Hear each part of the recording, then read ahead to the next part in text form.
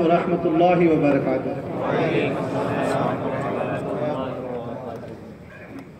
अल्हम्दुलिल्लाहि रब्बिल आलमीन,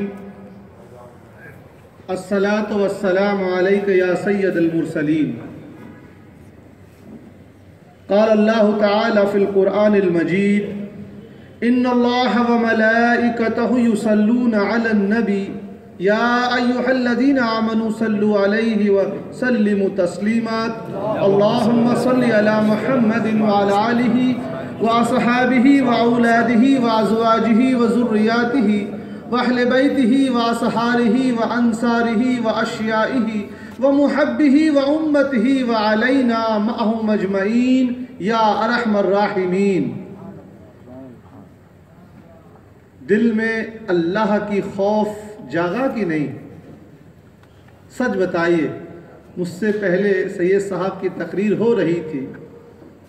मैं सच बताऊं, मैं गौर कर रहा था, उन्होंने तफसीर बयान नहीं की, हदीस शरीफ एक दो उन्होंने जिक्र किया, लेकिन उनकी पूरी गुफ्तगू औलिया अल्लाह के मुताल्लिक थी। गौसुल आजम का नाम आया, सैयद अहमद कबीर रिफाई रदी अल्लाह अन्हु का नाम आया, सैयद अली मदियान रदी अल्लाह अन्हु का नाम आया।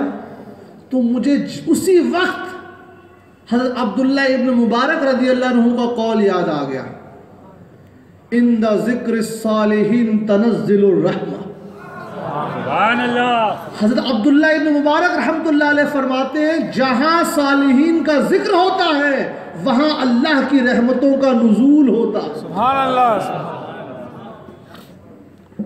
मैंने तो तकरीर को बहुत गौर और फिक्र से सुना और अल्हम्दुलिल्लाह फैज़ भी पहुँचा। जी, कितनी तवज्जो से आप बैठते हैं किस महफिल में। बयान करने वाला तो वही बात बताता है उसी ज़बान से, लेकिन किसी का दिल यहाँ होता है, किसी का दिमाग वहाँ होता है। जो लोग तवज्जो से सुनते हैं उनको फैज़ मिलता है, और अल्लाह का जिस पे ख़ास करम हो उसी को फैज़ मिलता है। आप देखिए, शब कदर की रात होती है, उलमा ने शरह में फरमाया कि दरख्त पहाड़ सब कुछ सजदे में चले जाता है, लेकिन सबको वो नहीं दिखाई देता। जिसको अल्लाह ताला जिसके लिए वो शब कदर बना देता है उसी को वो सजदे में जाते हुए दरख्त दिखता है, उसके बगल में वो शख्स होता है उसको नहीं दिखता है। तो अपने दिलों को हम साफ रखें, दीनी महफिलों में मजालिसों में इस नीयत से आए कि कुछ सीख कर जाएंगे, तो इंशाअल्लाह जो भी सुन्नी मुकर्रर आएगा उससे आपको कुछ ना कुछ सीखने को मिलेगा। और यहाँ तो फिर औलाद गौसे आज़म वो सिलसिला है, वहाँ से फैज़ निकल रहा है। अगर हमारा अकीदा दुरुस्त है तो हमको फैज़ मिलेगा। अब एक बार दुरूद शरीफ पढ़ लीजिए। जज़ल्लाहु अन्ना सय्यदना मुहम्मदन सल्लल्लाहु अलैहि वसल्लम। आज की जो कॉन्फ्रेंस है तहफ़्फ़ुज़ ईमान कॉन्फ्रेंस बउन्वान ख़तरात में घिरी हुई उम्मत और राह निजात, मुझे ये मौजू दिया गया है और मैं इंशाअल्लाह तबारक व तआला इसी पर गुफ्तगू करूँगा कि आज जो उम्मत है किन खतरों में मुब्तला है, कौन कौन सी परेशानियाँ कठिनाइयाँ हम पर आई हैं और उन सब से बचने का क्या रास्ता है। ये बहुत अहम मौजू है, क्योंकि अक्सर जब स्कूल और कॉलेज में जाता हूँ तो बच्चे एक सवाल करते हैं, हज़रत जब हम हक़ पर हैं, अल्लाह को जो दीन पसंद है, मकबूल है, इस्लाम, हम उसको मानते हैं, हम मुसलमान हैं, इसके बावजूद हम परेशान क्यों हैं? 52 इस्लामिक ममालिक हैं, दुनिया का तेल और गैस का 65 से 68 65 to 68% तेल और गैस ये मुस्लिम ममालिक के पास है, इसके बावजूद हम परेशान क्यों हैं? ये स्कूल और कॉलेजेस के बच्चे इस तरह के सवाल करते हैं। सवाल करते तो बड़ी अच्छी बात है कि कम से कम सोचते तो हैं। तो जो बैठेगा, सोचेगा, उम्मत के ऊपर फिक्र करेगा, उसके जहन में इस तरह के सवाल आएंगे। लेकिन कुछ ऐसे भी नौजवान बच्चे मिलते हैं जिनको फिक्र ही नहीं है। सुबह उठते हैं, फजर गायब, 8 बजे उठे, गाड़ी पर बैठे और घूम रहे हैं। ज़ोहर गायब, इशा, मगरिब, असर सब गायब और जाकर सो जाते हैं। वो भी यही सवाल करते हैं, हजरत हम लोग हक पर हैं तो हम इतने परेशान क्यों हैं? तो इसीलिए आज की जो गुफ्तगू है, कुछ मसाइल जो बड़े इंटरनेशनल लेवल पे हैं उस पर तो हम गुफ्तगू नहीं करेंगे, लेकिन इशारा ज़रूर करेंगे। और कुछ जो हमारे मुल्की मसाइल, हम मुसलमानों के हैं और बिलखुसूस हमारे घरों के और हमारे माशरे के मसाइल हैं, उस पर ज़्यादा गुफ्तगू रहेगी इंशाअल्लाह तबारक व तआला। इमाम मुस्लिम रहमतुल्लाह अलैह अपनी सही मुस्लिम में एक हदीस नकल फरमाते हैं जिसका मफहूम यह है कि अल्लाह के रसूल सल्लल्लाहु ताला अलैहि वालैहि वसल्लम ने फरमाया, ये उम्मत एक जिस्म के मानिंद है। अगर जिस्म के एक हिस्से में तकलीफ होती है तो उसका एहसास और असर दूसरे हिस्से में भी होता है। बात है कि नहीं? आज क्या हमारे अंदर ये फिक्र पाई जाती है? हमारा पड़ोसी अगर किसी परेशानी में मुब्तला हो गया तो हम खुश होते हैं कि दुखी होते हैं? हम जिसके कंपटीटर हैं बिजनेस में, उसका नुकसान हो गया तो दिल को खुशी होती है?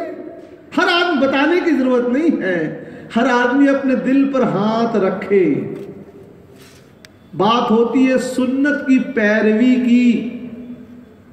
हुजूर अकरम सल्लल्लाहु ताला अलैहि वालैहि वसल्लम के अक़वाल मुबारका की हम पैरवी करते हैं, जो हदीस शरीफ कहलाती है।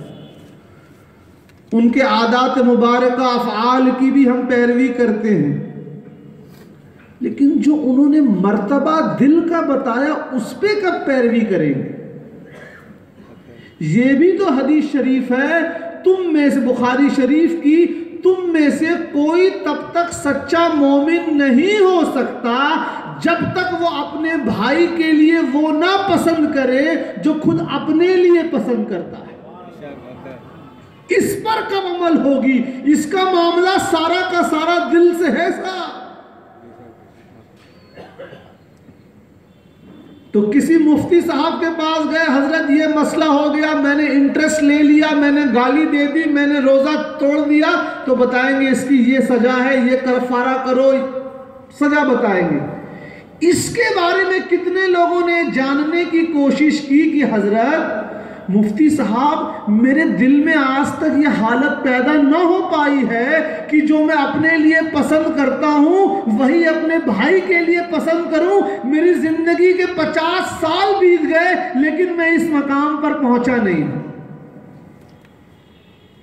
इस पे भी अमल करना है कि नहीं भाई? लेकिन हम तो इस पे अमल नहीं करते। बुखारी शरीफ की हदीस कि तुम में कुछ लोग ऐसे नमाज पढ़ते हैं कि तुम्हारी नमाज 9/10 उनके मुंह पे लौटा दी जाती है, किसी का 8/10, 4, इतना, यानी हर दर्जा है। कभी ये जानने की कोशिश की कि हजरत हम नमाज तो पढ़ते हैं लेकिन खुशू और खुजू हमारे नमाज में आया ही नहीं? क्योंकि हमारी पूरी तवज्जो दुनिया की तरफ है कि नहीं? और दुनिया के मुतालिक क्या है? वमल हयात दुनिया इल्ला लइबु लहू, ये दुनिया की जिंदगी खेलकूद और तमाशा है। तो ठीक है भाई, तकरीर सुनी, दुनिया को छोड़कर जंगल में जाकर बस जाएं। ये भी इस्लाम नहीं कहता। इमाम तबरानी मौजमुल कबीर में हसन सनद से हदीस रवायत करते हैं कि अल्लाह के रसूल सल्लल्लाहु ताला अलैहि वालैहि वसल्लम ने फरमाया, आखिरी ज़माने में दीन का काम करने के लिए दिरहम की ज़रूरत पड़ेगी। ये भी हदीस शरीफ। तो दिरहम भी कमाना है, अल्लाह की मोहब्बत भी दिल में रखनी है। ये मुमकिन है कि नहीं है? ये मुमकिन इस्लाम ही में है। दूसरे मज़ाहिब में यह है कि अगर आपको इलाह की मोहब्बत हासिल करनी है, कुर्ब हासिल करना है, तो बीवी बच्चे नाते सबको छोड़कर जंगल में जाओ। इस्लाम में ऐसा नहीं है। अल्लाह के रसूल सल्लल्लाहु ताला अलैहि वसल्लम ने फरमाया, सही बुखारी की हदीस है, रिश्तेदारों से ताल्लुक बनाने का मतलब ये नहीं है कि वो अगर तुम्हारे साथ अच्छा सलूक करे तो तुम अच्छा सलूक करो। फरमाया ये नहीं है।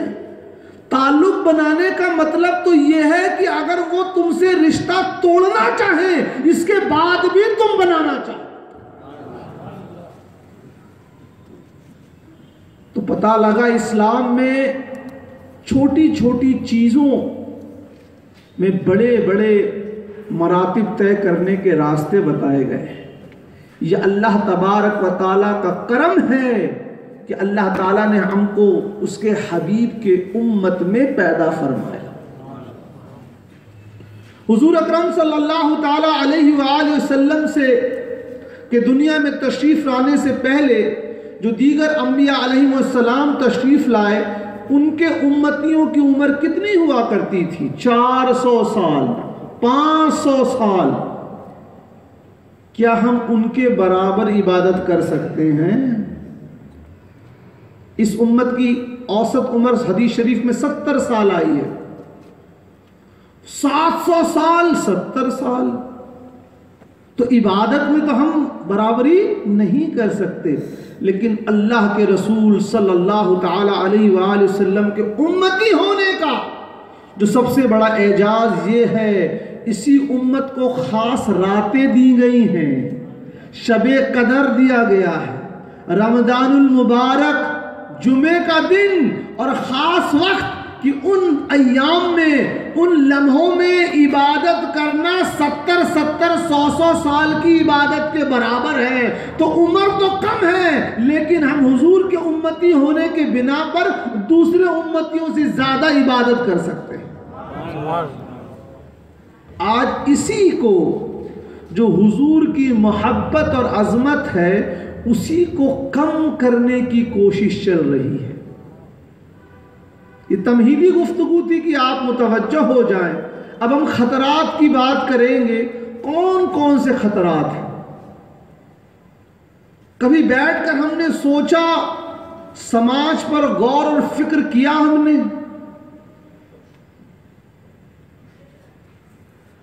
तो एक खतरा सामने आया, गौर करने की जरूरत है। ऐसा नहीं कि आप गौर करेंगे तो आपके जहन में ये खतरात और परेशानियां नहीं आएंगी।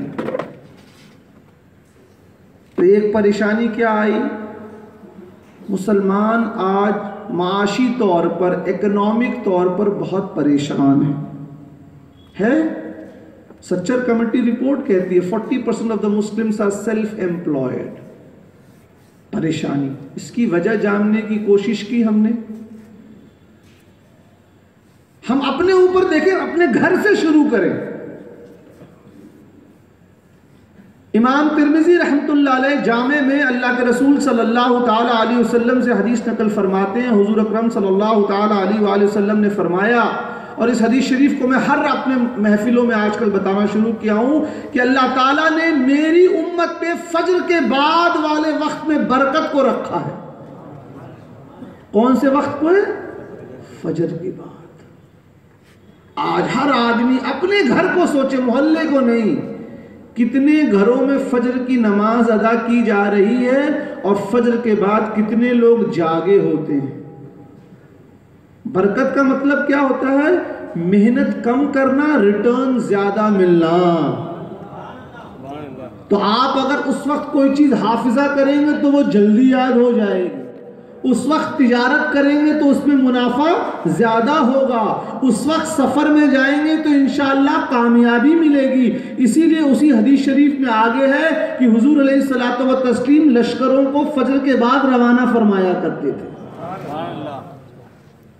तो जो पहला सवाल था कि हम लोग जब हक पर हैं, ला इलाहा इल्लल्लाह मुहम्मदुर रसूलुल्लाह पर हम यकीन रखते हैं, ईमान रखते हैं, इसके बावजूद हम परेशान क्यों हैं? तो वो सुनन अबू दाऊद की हदीस शरीफ जहन में आई कि अल्लाह के रसूल सल्लल्लाहु ताला अलैहि वसल्लम ने फरमाया, मेरी शफाअत मेरे उम्मत के बड़े गुनहगारों के लिए है। यहां के लिए से माने के लिए भी है, यानी जो लोग बड़े गुनाह करते हैं वो मायूस ना हो। लेकिन दूसरी हदीस शरीफ में एक शर्त लगा दी गई, क्या? बशर्ते कि उनकी मौत ईमान पर हो। अब यहां एक मसला है नौजवानों के लिए। हजरत, हमारा अकीदा बिल्कुल दुरुस्त है, हम लोग सहीउल अकीदा सुन्नी है, माशा अल्लाह अल्हम्दुलिल्लाह। बेटा नमाज,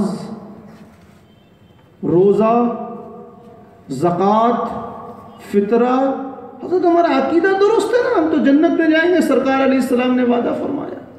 हदीस शरीफ बिल्कुल सही है और हमारा यकीन और अकीदा है, लेकिन वो कैद भूल जाते हैं बच्चे, बशर्ते की मौत ईमान पर हो। अगर आप नेक सौले आमाल नहीं करेंगे तो जिस सही अकीदे पे आपको फक्र हो रहा है, कहीं ऐसा ना हो कि मरने से पहले आपका अकीदा बदल जाए। अल्लाह। तो नेक सौले आमाल करते रहना जरूरी है कि इंशाअल्लाह इनकी बरकतों से खात्मा ईमान पर होगा, और जब खात्मा ईमान पर होगा तो आमाल के बदौलत नहीं, आमाल की वजह से नहीं, सरकार की शफाअत की वजह से जन्नत मिलेगी। हमारे आमाल में कोताहियां आ गई हैं। ये जो ला इलाहा इल्लल्लाह मुहम्मदुर रसूलुल्लाह जो सक्सेस का की है, कुंजी है, ये किसके लिए है? मौत के बाद के लिए। यहां दुनिया में भी तो कामयाबी की कोई कुंजी होगी। दुआ मांगते हैं तो फिर दुनिया वल आखिरा मांगते हैं, है ना? अल्लाह हमको दुनिया में कामयाबी कर और फिर आखिरत में भी। तो दुनिया में कामयाबी का क्या तरीका है भाई? सवाल है कि नहीं? क्योंकि ला इलाहा इल्लल्लाह मुहम्मदुर रसूलुल्लाह पे तो आखिरत की कामयाबी की गारंटी सरकार अलैहिस्सलाम ने दे दी है हमको, लेकिन दुनिया में हम कैसे कामयाब होंगे? तो पता लगा वो हदीस शरीफ पे हम सुनते तो हैं, अमल नहीं करते। अल्लाह के रसूल सल्लल्लाहु ताला अलैहि वसल्लम ने फरमाया, जब तौलो, सामान तौलो तो झुकता हुआ तौलो। यानी खरीदार अगर 2 किलो मांग रहा है तो उसको 2 किलो 10 ग्राम दो। आज क्या हो गया है? देखिए एकदम आम फहम बात है, आज कांटा मार रहे हैं और 1 किलो 900 ग्राम दे रहे हैं। अब ये जो दुनिया में कामयाब होने का फॉर्मूला है, अगर इसको गैर अपना ले, जिन्होंने ईमान नहीं लाया है, तो वो दुनिया में कामयाब हो जाएंगे। वो ला इलाहा इल्लल्लाह मुहम्मदुर रसूलुल्लाह पर ईमान ना लाए, इसलिए आखिरत में कामयाब ना होंगे। लेकिन सरकार अलैहिस्सलाम में दुनिया में इज्जत और मर्तबा और कामयाबी के जो उसूल बताए हैं, वो सिर्फ हमारे लिए नहीं है, वो सारी दुनिया में जो उसको अमल करेगा वो कामयाब हो जाएगा। तीसरी मिसाल लीजिए, अल्लाह के रसूल सल्लल्लाहु ताला अलैहि वसल्लम ने फरमाया, जब एक दूसरे को देखो तो मुसलमान एक दूसरे को देखे तो मुस्कुराकर मोहब्बत से देखे। आज जो लोग ऑफिसेज में जाते हैं या रिजर्वेशन काउंटर पे जाते हैं, आपने देखा होगा जो लोग रिसेप्शन पे बैठते हैं, स्वागत कक्ष में बैठते हैं, घर में कितनी बड़ी लड़ाई कर कर आए हों, लेकिन आप जाएंगे तो क्या बोलेंगे? गुड मॉर्निंग सर, आइए, अपने चेहरे को फैलाकर, जिसको इंग्लिश में प्लास्टिक स्माइल कहते हैं, कि दिल में तो दुख है, गम है, लेकिन सामने वाले मेहमान को दूर नहीं करना है, इसीलिए मुस्कुराकर। और हम आपस में कैसे ये गैर अपना रहे हैं। और हम क्या कहते हैं?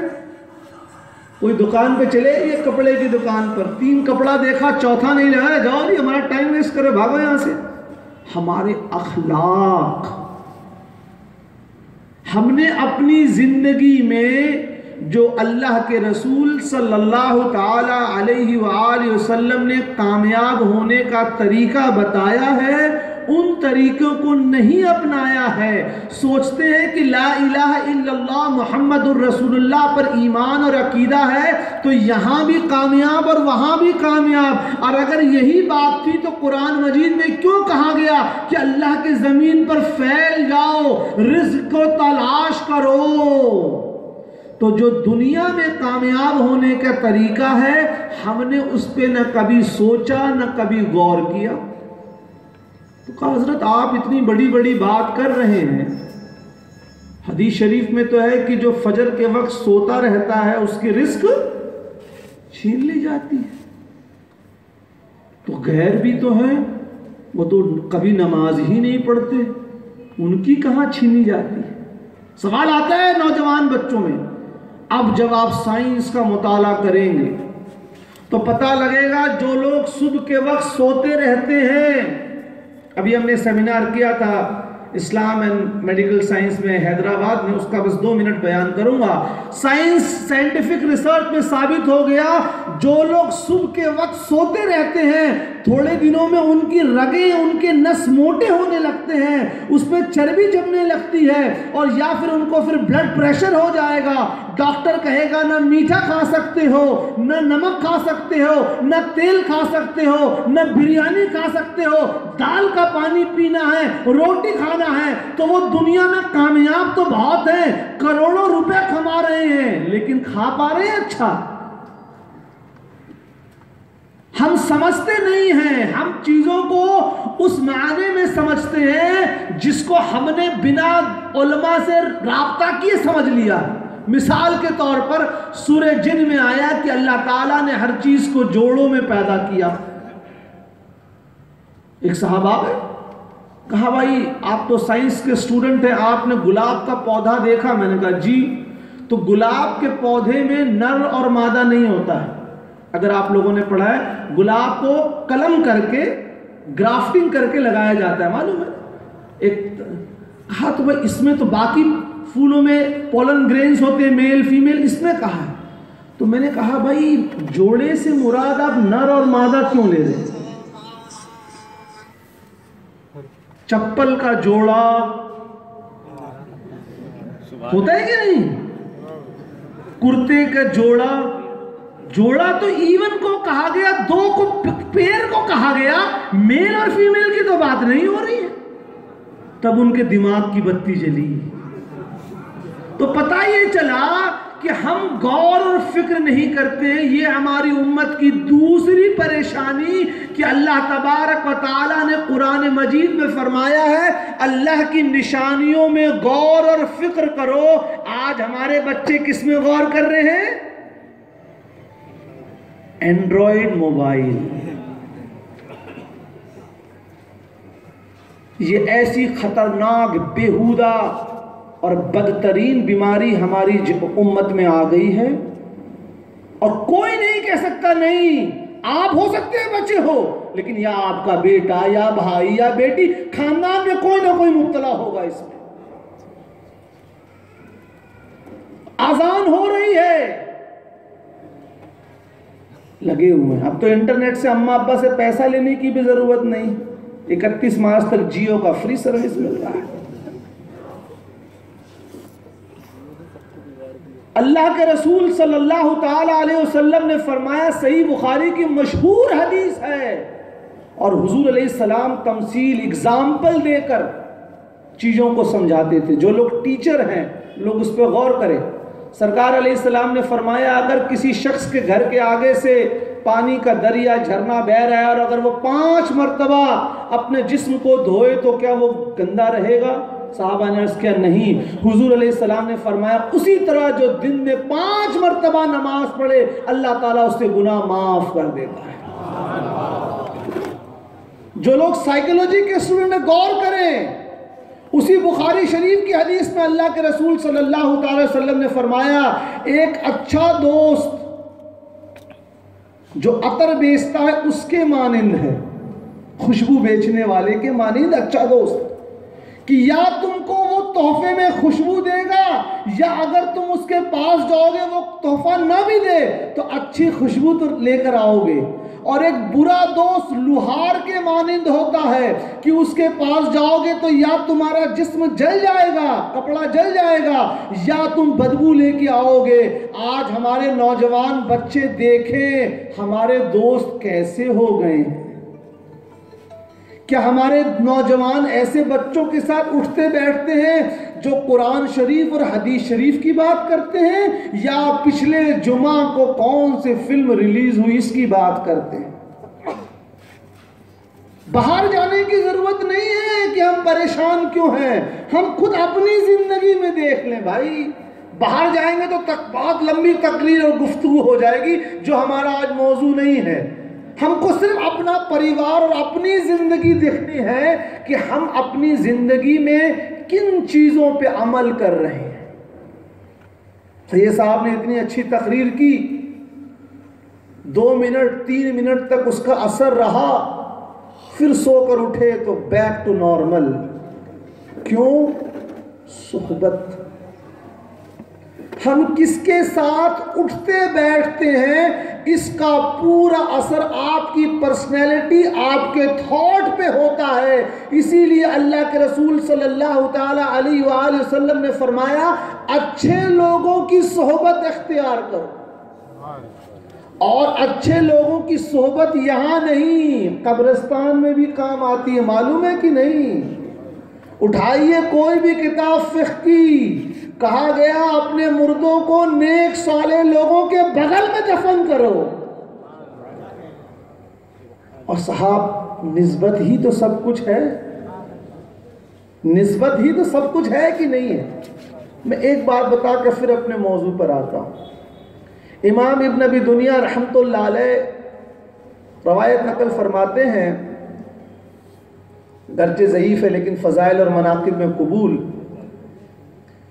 कि जिन मुसलमानों की मौत जुमा के रोज़ हो, जुमा की शब, जुमा की शब किसको बोलते हैं मालूम है ना सबको? इस्लाम में रात पहले आती है, दिन बाद में आता है। अभी जो रात चल रही है ये संडे की रात है, ठीक है? इस्लाम में रात पहले आती है। तो जुमा की शब यानी जुमरात का दिन बिताने के बाद जो रात आए, जुमा की शब से लेकर जुमा के असर मगरिब तक अगर किसी मुसलमान की मौत हो तो उसके लिए कब्र के अजाब की माफ़ी है और जन्नत में दाखिला है। हदीस शरीफ है, यह हदीस सब मालूम, ठीक। अब आइए बुखारी शरीफ की हदीस किताबुल जनाइज़ में। सैयदना अबू बकर सिद्दीक रदी अल्लाह अन्हु अपनी बेटी को बुलाते हैं, हम सब की माँ सैयदा आयशा ताहिरा रदी अल्लाह अन्हा। पूछते हैं, बेटी आज कौन सा दिन है? हाँ, अपनी बेटी को बुलाते हैं, सैयदा फातिमा ज़हरा रदी अल्लाह। आज कौन सा दिन? नहीं, सैयदा आयशा सिद्दीका रदी अल्लाह अन्हा को बुलाते हैं, सैयदना अबू बकर सिद्दीक रदी अल्लाह। आज कौन सा दिन है? अबू जान पीर का दिन, मंडे का दिन। पूछा, हुजूर अलैहिस्सलाम इस दुनिया से कौन से दिन पर्दा फरमाया, विसाल फरमाया? अर्ज किया, मंडे पीर का दिन। दुआ मांगी, या अल्लाह मेरी रूह भी मंडे के रोज कब्ज करना। क्यों भाई? जन्नत किस दिन के लिए दी गई है? जुमा, लेकिन जुमा की दुआ नहीं मांग रहे।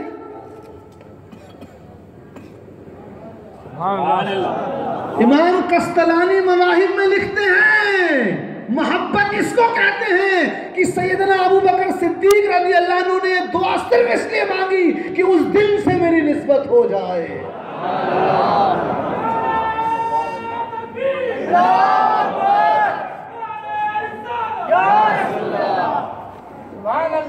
इसी निस्बत। और सुन लीजिए, कुरान मजीद में है, असहाब कहफ जब चले गए गुफा में, बाहर कुत्ता इंतजार कर रहा था, कुतमीर, बाज़ रवायत तो कितमीर भी जेर के साथ आया। क्या है, उस कुत्ते को दूसरे जानवर में तब्दील करके जन्नत में दाखिला मिलेगा। क्यों? किनकी सोहबत इख्तियार की? अल्लाह वालों की। बुखारी शरीफ उसी किताबुल जनाइज में सैयदना उमर फारूक रज़ी अल्लाह अन्हु को खंजर लग चुका है, आखिरी वक्त है, अपने बेटे हज़रत अब्दुल्ला रज़ी अल्लाह अन्हु को भेजा, जाओ सैयदा ताहिरा आयशा सिद्दीका रज़ी अल्लाह अन्हा से अर्ज़ करो कि मेरे वालिद की ये ख्वाहिश है कि हुजूर अलैहिस्सलाम के जहाँ आराम फरमा रहे हैं उसके बगल में जो जगह है वो वहाँ मदफून होना चाहते हैं। सैयदा ने फरमाया, ये ख्वाहिश मेरी थी, ये जगह मैंने अपने ख्याल में अपने लिए रखी थी, लेकिन चूंकि उमर ने रज़ी अल्लाह अन्हु ने ये ख्वाहिश का इजहार किया, लिहाजा मैं अपनी ख्वाहिश को उनकी ख्वाहिश के लिए छोड़ दी। क्या आज हमारे में जज्बा है? क्या हम अपने मुसलमान भाई के लिए वो पसंद करते हैं कि जो हमने चाहा वो उसको भी मिल जाए, हमारी बिजनेस में तरक्की हो तो उसको भी मिल जाए? ये हसद और किना, ये दुनिया की मोहब्बत इतनी भर गई है कि मैं ही आगे बढ़ूं, दूसरा ना बढ़े। और ये असल जो चीज थी इबलीस की थी कि मुझे ही, मैं ही ताकतवर हूं, आग का बनाओ। तो जो सारी परेशानियां, इसमें कुछ तो इंटरनल फैक्टर हैं और कुछ एक्सटर्नल फैक्टर हैं, उससे नज़रअंदाज नहीं कर रहे, लेकिन हम आज अपने इंटरनल फैक्टर पे बात करेंगे कि कुरान मजीद में अल्लाह ताला क्या फरमाता है। एक आयत में, चूंकि हाफिज नहीं हूँ, अल्लाह ताला फरमाता है वला तुसरिफू इन्नहु ला युहिब्बुल मुसरिफीन। अल्लाह ताला उन लोगों को पसंद नहीं फरमाता जो एक्स्ट्रावेगेंस, जो फिजूल खर्ची करते हैं। शादी होती है, शादी का महीना आएगा, निकाह होता है, चले जाइए मुसलमानों के शादी ब्याह में, अल्लाह ताला फरमा रहा है कि अल्लाह ताला को फिजूल खर्ची पसंद नहीं है। हमारे यहाँ क्या हो गया है, इन्होंने 4 लाख की है तो मैं 5 लाख की करूंगा। दिखावा जो आने लगा है, दुनिया वालों को खुश करना और दुनिया वालों की निगाह में इज्जत हासिल करना, अल्लाह और उसके रसूल को राजी करने के लिए कितने बार सोचे हम लोग। खाना खा रहे हैं तो दस्तरखान पर आधी रोटी खाई और बाकी आधी उठा के कूड़े में फेंक दिया। दरगाहों पर उर्सों में हम जाते हैं और जाना चाहिए, लेकिन अपने घर में बच्चों को लेके जाए तो बताओ बेटा, दस्तरखान पर अगर खाना गिर जाए तो उसको उठाकर खा लो, ये सिखाया नहीं। तो हज़रत एक बीमारी है तकब्बुर, और है ना, बीमारी है कि नहीं? घमंड, अपने आप को बड़ा समझना। इसका इलाज भाई, हम जब इसको बीमारी समझेंगे तब तो इसके इलाज की तलाश करेंगे। हम तो इसको बीमारी समझते ही नहीं है। हम तो कभी रात को लेट के सोचते ही नहीं है कि हमारे अंदर क्या कमी आ गई है। तो भाई घमंड क्यों होता है? मैंने पिछले बार भी शायद बताया था, इमाम गजाली रहमतुल्लाह अलैह इह्या उलूम में फरमाते हैं इंसान को घमंड, तकब्बुर की बहुत सी वजूहात है। पहला फरमाते हैं खूबसूरती, होता है ना, मैं गोरा हूं, नीला हूं, मेरी आंखें नीली हैं। दूसरा फरमाते हैं दौलत, मैं करोड़पति हूं, फलां गाड़ी है मेरे पास, होता है ना तकब्बुर। तीसरा फरमाते हैं ताकत। हमारे कुछ नौजवान बच्चों की बीमारी बहुत लगी रहती है, टाइट टी शर्ट पहन के ऐसे ऐसे हाथ करके चलते रहते हैं। ताकत का भी घमंड होता है, मैं धक्का दूंगा तो 10 लोग गिर जाएंगे। चौथा फरमाते हैं नस्ल, मैं फला की औलाद हूं। पांचवा फरमाते हैं इल्म, मुझे बहुत इल्म है। फरमाते हैं इल्म के वजह से जो तकब्बुर आए उसका इलाज सबसे मुश्किल। अल्लाह ताला हमको इन नफसानी बीमारियों से बचाया, आमीन। लेकिन बात यहां खत्म नहीं, बात आगे। फरमाते हैं इन बीमारियों का इलाज क्या है? बुखार आ गया तो डॉक्टर साहब के पास चले गए, मसला पूछना है मुफ्ती साहब के पास आ गए, किसी कानून के मसले में सलाह लेनी है लॉयर के पास चले गए, घर बनवाना है इंजीनियर के पास चले गए। लेकिन एक दिन रात में बैठे बैठे ये ख्याल आया, मुझे तो ये तकब्बुर की बीमारी हो गई है, मैं अपने आप को दूसरों से अच्छा समझता हूं। कोई डॉक्टर साहब हैं? तो हमने गौर और फिक्र करना छोड़ दिया, उसी दुनिया की मोहब्बत के पीछे दौड़ रहे हैं जिसको अल्लाह ताला ने क्या फरमाया? इस दुनिया की मोहब्बत को क्या फरमाया? खेल कूद तमाशा से तशबीह दी। फरमाते हैं बुजुर्गान दीन ने इलाज में, जो बच्चे जिनके माँ बाप न हो उनके चेहरों पर हाथ फेरने से और दस्तरखान पर गिरे खाना खाने से और मस्जिद में झाड़ू लगाने से तकब्बुर खत्म हो जाता है। हमने तसव्वुफ को क्या समझा है? फातिया कर लिया, करना चाहिए, हम उसके कायल हैं, हम लोग हफ्तावारी फातिया वाले हैं। उर्स करना चाहिए, हम उसके कायल हैं। लेकिन इसके साथ साथ अपने नफ्स पर भी तवज्जो डालनी चाहिए कि मैं उठ रहा हूं कि गिर रहा हूं। सैयदना गौसुल आजम रज़ी अल्लाह अन्हु का कौल नकल किया इमाम तदीफी शाफई रहमतुल्लाह अलैह ने। गौसुल आजम फरमाते हैं मुझे 1 साल लगा और 1 साल की रियाजत और मुजाहिदा के बाद मैं उस मकाम पर पहुंचा कि मैंने अपने इरादे को तर्क कर दिया। अल्लाहु अकबर। जिस दिन मैंने कौल को पढ़ा मेरे रोंगटे खड़े हो गए। अपने इरादे को तर्क करने का मतलब क्या है मालूम है? फिर आप अपना कुछ सोच नहीं रहे हैं, अल्लाह की तरफ से जो दिल पर इल्का हो रहा है वो कर रहे हैं आप। तो हमने बुजुर्गों को पढ़ा, मोहब्बत रखी, लेकिन उनकी तालीमात पर अमल करना हमने छोड़ दिया। फैशन कितनी परेशानी है भाई। इहदिनस सिरातल मुस्तकीम, हम दुआ मांगते हैं ना, अल्लाह हमको सीधे रास्ते पर चला। भाई सीधा रास्ता क्या है? क्या हम कामयाब दुनिया में किसको समझते हैं? देखिए मैं बहुत इंपॉर्टेंट पॉइंट बयान करने जा रहा हूं।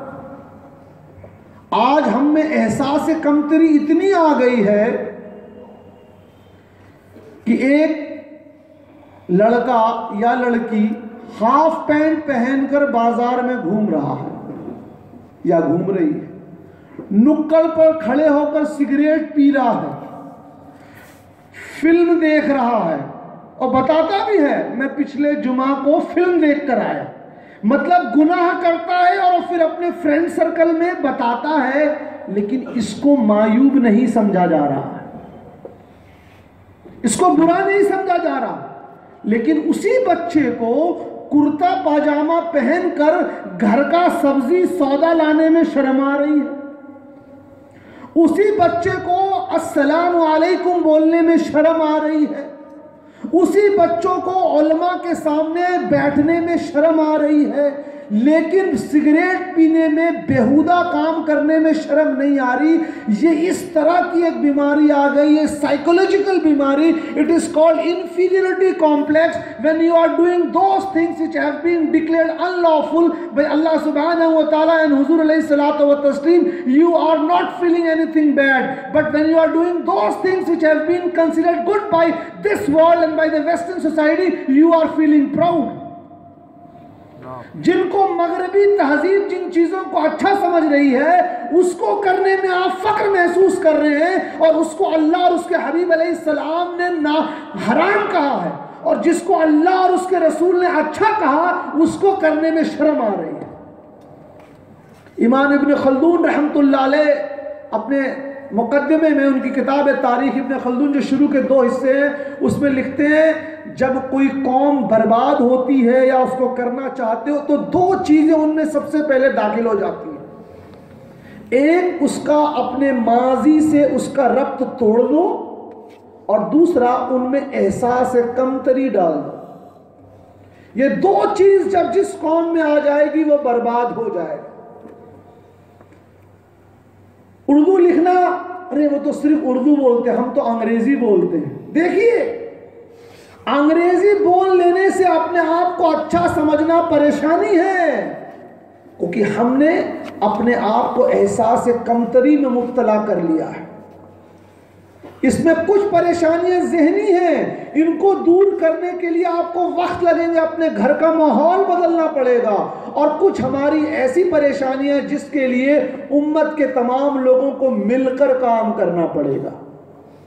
इमाम बुखारी रहमतुल्लाह अलैह सही में हदीस नकल फरमाते हैं, अल्लाह के रसूल सल्लल्लाहु ताला अलैहि वसल्लम ने फरमाया कि जिन लोगों को अल्लाह ताला ने मर्तबा दिया है, स्टेटस दिया है, इज्जत दी है, उनकी मिसाल ऐसे है जैसे दरिया में कोई कश्ती चल रही हो और उस कश्ती में कुछ लोग नीचे रहते हों और कुछ लोग ऊपर रहते हों।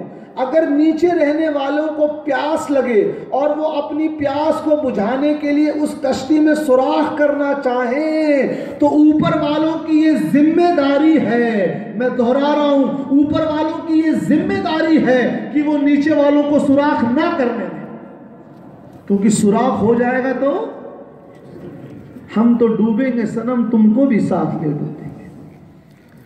तो आप अगर किसी को मना करेंगे उसको फिलवक्त तो बुरा लगेगा कि अरे मुफ्ती साहब ये बोल रहे हैं, लेकिन नहीं, अगर मुफ्ती साहब ने आपकी तंबीह ना की, आप पे गिरफ्त ना की, तो कल आप ही समाज के बहुत बड़े गुंडे बन जाएंगे। तो क्या हमने अपने घर में ये निज़ाम को कायम किया? क्या हम नमाज पढ़ते हैं और हम चाहते हैं हमारा बेटा या बेटी तहज्जुद पढ़े और हमारी जुमा भी गायब रहती है? ये कैसे हो जाएगा? दुनिया में कामयाबी के लिए सरकार अलैहिस्सलाम ने हर चीज के लिए रहनुमाई फरमाई। मैं एक और मिसाल देता हूं, डॉक्टर ज़हूर सोलंकी साहब होते तो वो इसको ज्यादा अच्छी तरीके से समझते, क्योंकि मेडिकल फील्ड का एग्जाम्पल दे रहा हूं।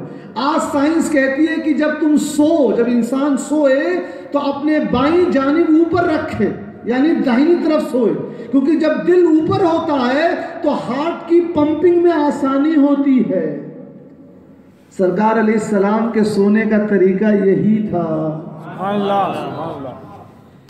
आज साइंस कह रही है जब पानी पियो तो बैठकर पियो कि खड़े होकर पानी पियोगे तो पानी का प्रेशर दिल में, जो स्टमक की लाइनिंग होती है, पेट की जो लाइनिंग अंदर होती है एक परत, उस पर फोर्स से आता है, जिससे वो परत खराब हो जाती है, जिससे चल के डाइजेशन, पाचन की प्रॉब्लम होती है। हमको पता लगा सरकार की सुन्नत थी बैठ के पानी पीने की। आज जमाना, जो लोग मेडिकल साइंस से रिलेटेड है, मालूम है आज प्रिवेंटिव मेडिसिन का जमाना है। प्रिवेंटिव मेडिसिन किसको बोलते हैं? कि अपने जिंदगी में उन तरीकों को इख्तियार करना जिससे बीमारी हो ही ना। हमने तो कभी सोचा नहीं। तिजारत के लिए कितने बार हम गए मुफ्ती साहब के पास, हजरत इस्लाम का बिजनेस का तरीका क्या है, कभी जानने की कोशिश की? इस्लाम का पूरा एथिक्स ऑफ बिजनेस है, बिजनेस करने का तरीका है। आप इकोनॉमिक्स पढ़िए, मैं थोड़ी मिसाल दूंगा, थोड़ी हाई लेवल की बात है, लेकिन सोचिए आप, आज 2 तरह की इकोनॉमिक होती है, एक सोशलिस्ट इकोनॉमी होती है, एक कैपिटलिस्ट इकोनॉमी होती है। अमेरिका वगैरह में कैपिटलिस्ट इकोनॉमी है। तो कैपिटलिस्ट इकोनॉमी में क्या होती है? गरीबों की मदद नहीं की जाती है, अमीर अमीर बनता जाता है, गरीब गरीब बनता जाता है। सोशलिस्ट इकोनॉमी में क्या होता है? कोई आदमी कितनी भी मेहनत करे उसकी कमाई पर उसका कब्जा नहीं है, गवर्नमेंट जो होती है वो ले लेती है और उसको लेके सब में बराबर को तकसीम करती है। तो इसमें खामी क्या है कि आदमी पूरी मेहनत कर रहा है लेकिन उसकी मेहनत का उसको अजर नहीं मिल रहा है। उसमें खामी क्या है कि जो अमीर है वो अमीर बनता जा रहा है, पैसा सूद पर दे रहा है, गरीब गरीब बनता जा रहा है। हमने कभी जानने की कोशिश की कि इस्लाम का बिजनेस मॉडल क्या है? हमने फिक्र नहीं किया। हमने इस्लाम को छोटे से टनल में, जो इस्लाम इतना बड़ा कैनवस है, सोने का तरीका, पीने का तरीका, बिजनेस का तरीका, हर चीज को बताया। लेकिन हमारे बच्चों को शौक नहीं है। अगर शौक है तो एंड्रॉयड फोन लेने का। ये तमाम परेशानियां तो ही है। इसके बाद एक बहुत बड़ी परेशानी आ गई है उम्मत में, मालूम? We are the people of Quran and Sunnah. We don't do तकलीद. We are मुश्तहिद मुतलक। एक ऐसा बच्चों का गिरोह तैयार हो गया है जो बोलता है हम किसी की तकलीद नहीं करते, हम तो मुश्तहिद मुतलक बन गए हैं। और किसके पैरवी करते हैं वो लोग? शेख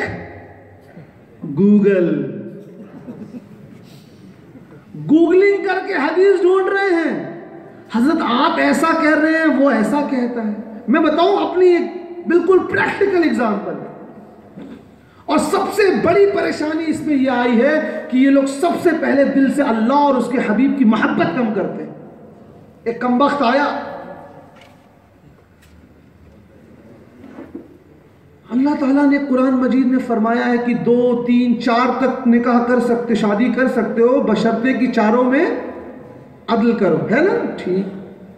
तो मैंने एक जगह पढ़ा है कि अल्लाह के रसूल सल्लल्लाहु ताला अलैहि वसल्लम ने हज़रत अली रज़ियल्लाहु अन्हु को मना फरमाया कि जब तक फातिमा है रज़ियल्लाहु अन्हा तुम दूसरी शादी मत करना। समझ रहे हैं उसका एतराज़ कहाँ जा रहा है? अस्तग़फिरुल्लाह।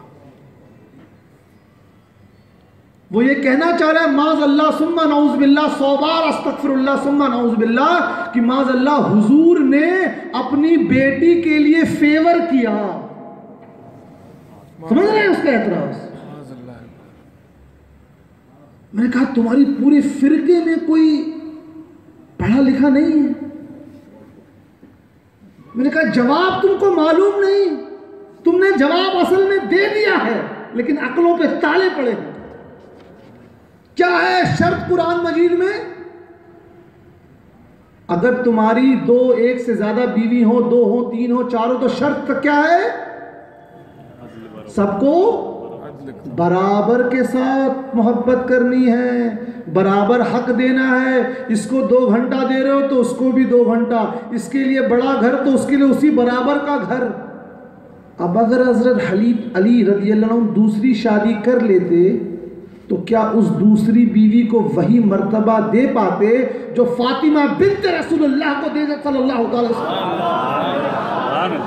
कहाँ दे पाते? उनके दिल में तो हमेशा इनकी मोहब्बत और अज़मत ज्यादा होती। तो ये जो हुक्म फरमाया ये हज़रत अली के हिफाजत के लिए फरमाया कि ए अली ये तुमसे नहीं हो सकता। या रसूलुल्लाह जिंदाबाद जिंदाबाद। तब उसके दिमाग की बत्ती जली। मैंने कहा देखो तुम्हारे में और अहले सुन्नत में यही फर्क है। तुमको बताया ही ये जाता है अल्लाह ताला में नुस्ख तुम लोग निकालते हो, अल्लाह के हबीब में तुम निकालते हो, औलिया अल्लाह में तुम निकालते हो। अरे तुम कैसे कमबख्त हो भाई? और हमको क्या बताया था? मोहब्बत, अजमत जोड़ना। हम तो गौस और ख्वाजा वाले हैं। ये कौम आ गई। हज़रत बुखारी शरीफ में हदीस है कि अल्लाह के रसूल सल्लल्लाहु ताला अलैहि वसल्लम को जब किसी ने आकर इत्तला दी फला नजशी बादशाह का इंतकाल हो गया दूर किसी इलाके में, देश में, मुल्क में, तो हुजूर अलैहिस्सलाम ने उसके जनाजे की नमाज गायबाना पढ़ी। बुखारी शरीफ की हदीस है। कहा हाँ बिल्कुल है, आप लोग इस पर अमल नहीं करते। हम लोग जनाजे की नमाज गायबाना नहीं पढ़ते हैं। मालूम है ना आप लोगों को? अगर हमको खबर मिली कि फला बुजुर्ग का इंतकाल बगदाद शरीफ में हो गया तो हम उनके जनाजे की नमाज नहीं पढ़ते हैं। कहा लेकिन हदीस शरीफ में है। तो हुजूर अलैहिस्सलाम ने जनाजे की नमाज गायबाना पढ़ी। मैंने कहा भाई तुमको ये किसने बताया है कि हर सही हदीस पे अमल करना चाहिए? क्या बात है, वाह वाह, सुभान अल्लाह, सुभान अल्लाह, बहुत उम्दा। अब क्योंकि उस डायरेक्शन में कभी सोचा ही नहीं था, इल्म से पैदल। मैंने कहा ये किसने बताया है कि हर सही, हम हदीस को सही तो मान रहे हैं, लेकिन ये किसने कहा कि हर सही हदीस पे अमल होता है? हजरत हदीस पे सरकार अलैहिस्सलाम ने ऐसा किया तो हमको भी करना चाहिए। मैंने कहा अच्छा। मैंने कहा भाई तुमने सरकार अलैहिस्सलाम को ज्यादा समझा या सहाबाए किराम ने? सही है कि नहीं सवाल? अरे सहाबाए किराम रिदवानुल्लाह अजमईन ने कहा। मैंने कहा पूरी 1400 साल की तारीख में एक ऐसा वाकया लाओ, एक ऐसी हदीस शरीफ लाओ कि सहाबा इकराम ने भी जनाजे की नमाज गायबाना पढ़ी हो। क्या बात है, वाह। सरकार ने पढ़ी तो उसके में शामिल हो गए, इक्तदा की, लेकिन खुद से क्यों एक रवायत भाई? हम तो हसन नहीं मांग रहे, तुम ज़ईफ भी नहीं ला पाओगे। कहा फिर क्या मामला? मैंने कहा सोचो, सहाबा इकराम अमल नहीं कर रहे। मैंने कहा इसी को बोलते हैं ना, अगर तुमने बेसिक तालीम ली होती तो गुमराह ना हुए होते। जो शर्त है कि जनाजे की नमाज के लिए मैयत का सामने होना जरूरी है, ये शर्त हमारे लिए भी है। और सरकार अलैहिस्सलाम ने जब जनाजे की नमाज उस बादशाह की अदा की तो जो कि हुजूर के आंख के ताकत की कोई हद ना थी, उनके लिए पर्दा ना था, तो वो लाश को देख रहे थे।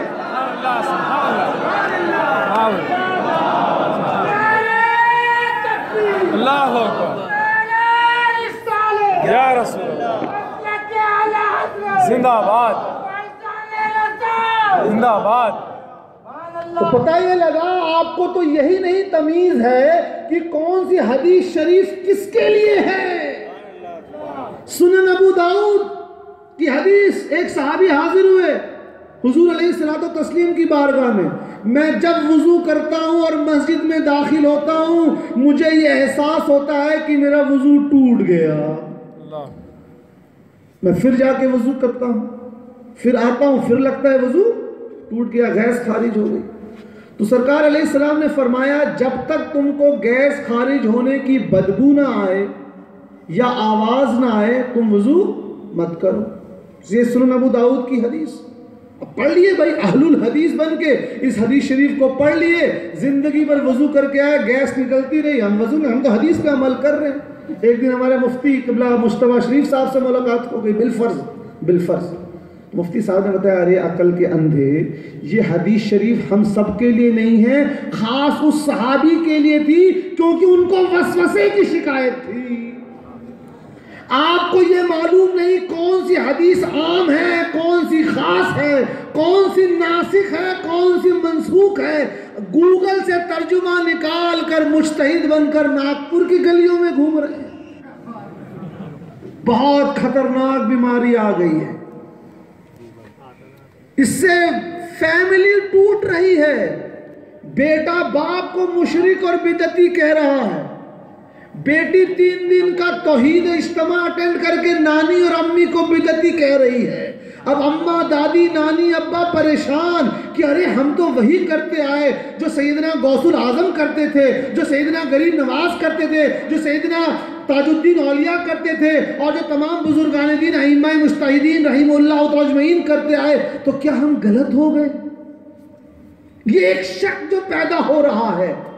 मैं यही कहना चाहता हूं, अकीदा कहते किसको हैं ये समझ लीजिए। अकीदा कहते किसको हैं, एक मिसाल से साबित करूंगा और इसको आपको समझ लेना है। ये हमारा अकीदा है ना, अल्लाह ताला आलिमुल गैब है, अलीम है, खबीर है, ये अकीदा है ना। ठीक, अच्छी बात। हम जब कहते भी हैं आमन्तु बिल्लाहि कमा हुवा बि अस्माइही व सिफातिही व क़बिलतु जमी अहकामिही, अब आपके सामने गैर मुस्लिम आया, बुनियादी सवाल किया,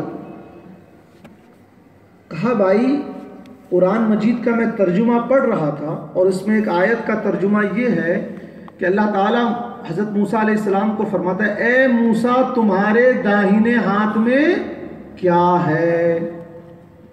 और आपने तर्जुमा देखा, बिल्कुल सही। कहा लेकिन तुमने तो मुझे कल ये बताया था कि मुसलमानों का अकीदा ये होता है कि अल्लाह ताला अलीम है, खबीर है, आलिमुल गैब है। समझ लीजिए अकीदा क्या होता है और उस पर क्यों पुख्तगी से रहना चाहिए। कहा जब अल्लाह ताला आलिमुल गैब, अलीम और खबीर है, तो वो क्यों सवाल फरमा रहा है कि ए मूसा तुम्हारे दाहिने हाथ में क्या है?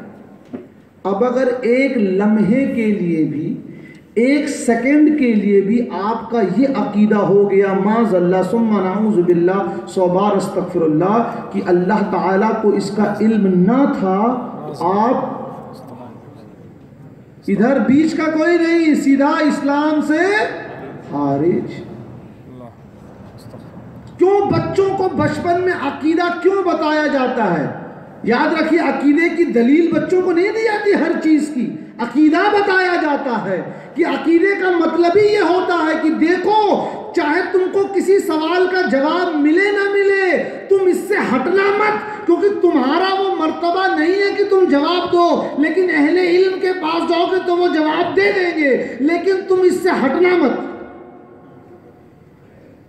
इसी को अकीदा कहते हैं कि आपके सामने कोई सवाल आए, आपकी कम इल्मी हो सकती है कि आपको जवाब ना मालूम हो, लेकिन अगर आप अकीदे से हटे तो इस्लाम से खारिज, अहले सुन्नत से खारिज।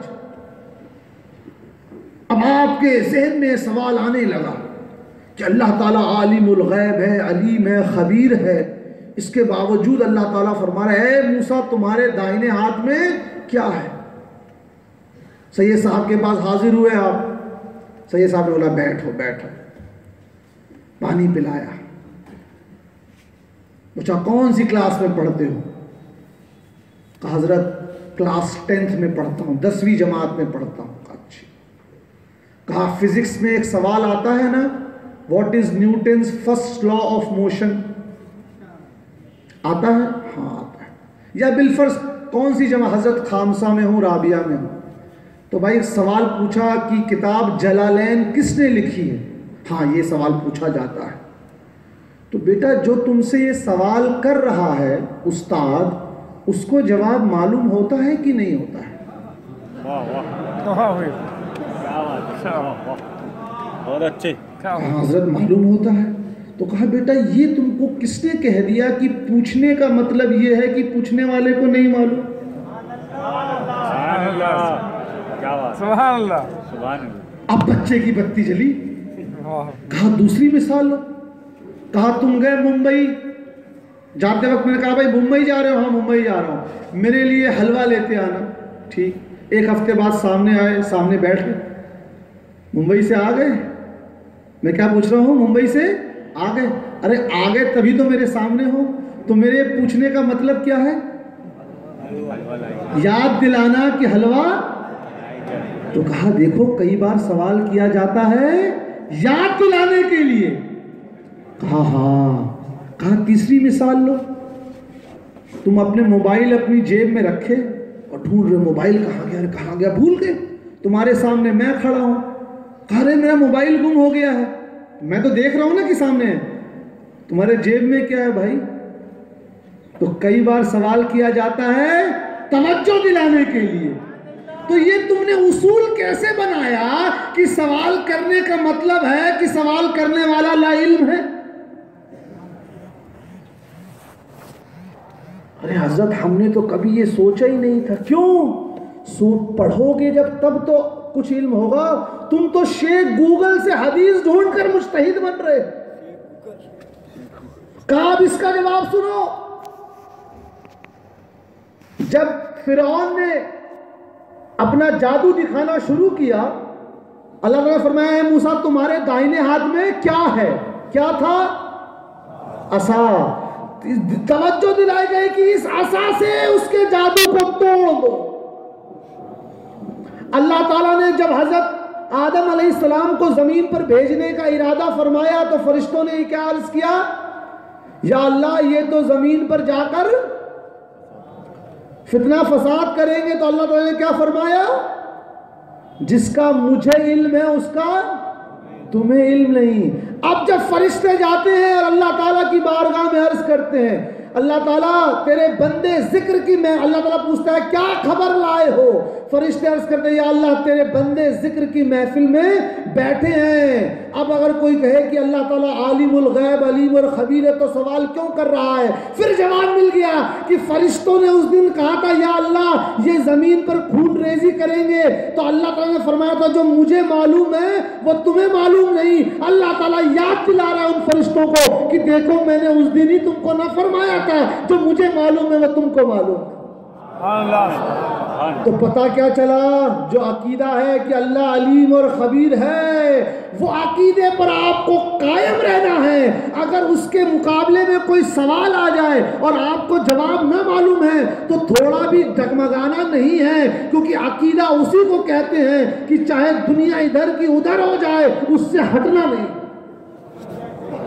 सुभान अल्लाह। दूसरी मिसाल दूं मैं, हमने कहा अल्लाह के रसूल सल्लल्लाहु ताला अलैहि वसल्लम नूर भी हैं और बशर भी हैं, ये अकीदा है। लेकिन बेमिसल बशर, अफजलुल बशर, इमामुल अंबिया, और नूर भी बेमिसल। सूरज से तशबीह देंगे तो सूरज का नूर जला देता है, चांद से तशबीह देंगे तो उसका नूर अपना नहीं होता, कैंडल मोमबत्ती के नूर से तशबीह देंगे तो वो बुझ जाती है, तो नूर भी बेमिसल। तो ये हमारा अकीदा। अब एक आ गया आपके सामने, डू इट योर सेल्फ मुज्तहिद, खुद से मुज्तहिद बनने वाला आ गया। कहा भाई अगर सरकार अलैहिस्सलाम नूर थे तो ये बताइए वो खाना भी तनावुल फरमाते, आराम भी फरमाते, उनके जिस्म मुबारक से लहू भी निकलता, लहू मुबारक भी, तो जो नूर होते हैं उनमें ये खून मुबारक और जिस्म मुबारक कहाँ से आ गया? फिर वही जो ओरिजिनल फॉर्मूला बताया गया है। जवाब मालूम ना हो कोई बात नहीं है, हर आलिम मुहद्दिस और मुफस्सिर नहीं बन सकता, लेकिन अकीदे से हटना नहीं है। भाग कर आए मुफ्ती साहब के पास, हजरत आपने जो अकीदा बचपन में हमको मदरसे में पढ़ाया था उसको एक ने दलील एतराज़ किया है। तो मुफ्ती साहब ने कहा देखो दलील अब तुम्हारी उम्र हो और शौक़ हो तो जान सकते हो, लेकिन अगर जवाब ना भी मिले तो अकीदे से हटना नहीं है। जवाब सुनो, कुरान मजीद में सूरह अश-शुअरा में है, अल्लाह ताला ने तमाम फरिश्तों को नूर से पैदा फरमाया। फरिश्ते तो नूर के बने हैं। हाँ, हज़रत जिब्रील अलैहिस्सलाम जब सरकार की बारगाह में हाजिर होते तो कैसी शक्ल में? इंसान, एक अरब के अरबी की शक्ल में, कपड़ा जिस्म और हड्डी के साथ। तो नूर से बना हुआ मखलूक जब जिस्मानियत इख्तियार कर सकता है तो जो तमाम मलाइका और अंबिया के सरदार हैं उनको ये ताकत क्यों ना हो जब चाहे बशरियत इख्तियार करे, जब चाहे नूरानियत इख्तियार करे। सुभान अल्लाह, सुभान अल्लाह, सुभान अल्लाह। कहने का जो मतलब है, आपके सामने अजीब अजीब क्वेश्चन और सवाल आएंगे। अगर आपको जिंदगी में कभी सवाल का जवाब ना हो तो घबराना नहीं है, क्योंकि आप आलिम और मुफ्ती और मुहद्दिस नहीं है ना। अगर पूरे समाज में लोग मुफ्ती बन जाएंगे तो बिजनेस कौन करेगा, डॉक्टर कौन बनेगा, चार्टर्ड अकाउंटेंट कौन बनेगा, समाज नहीं चलेगा।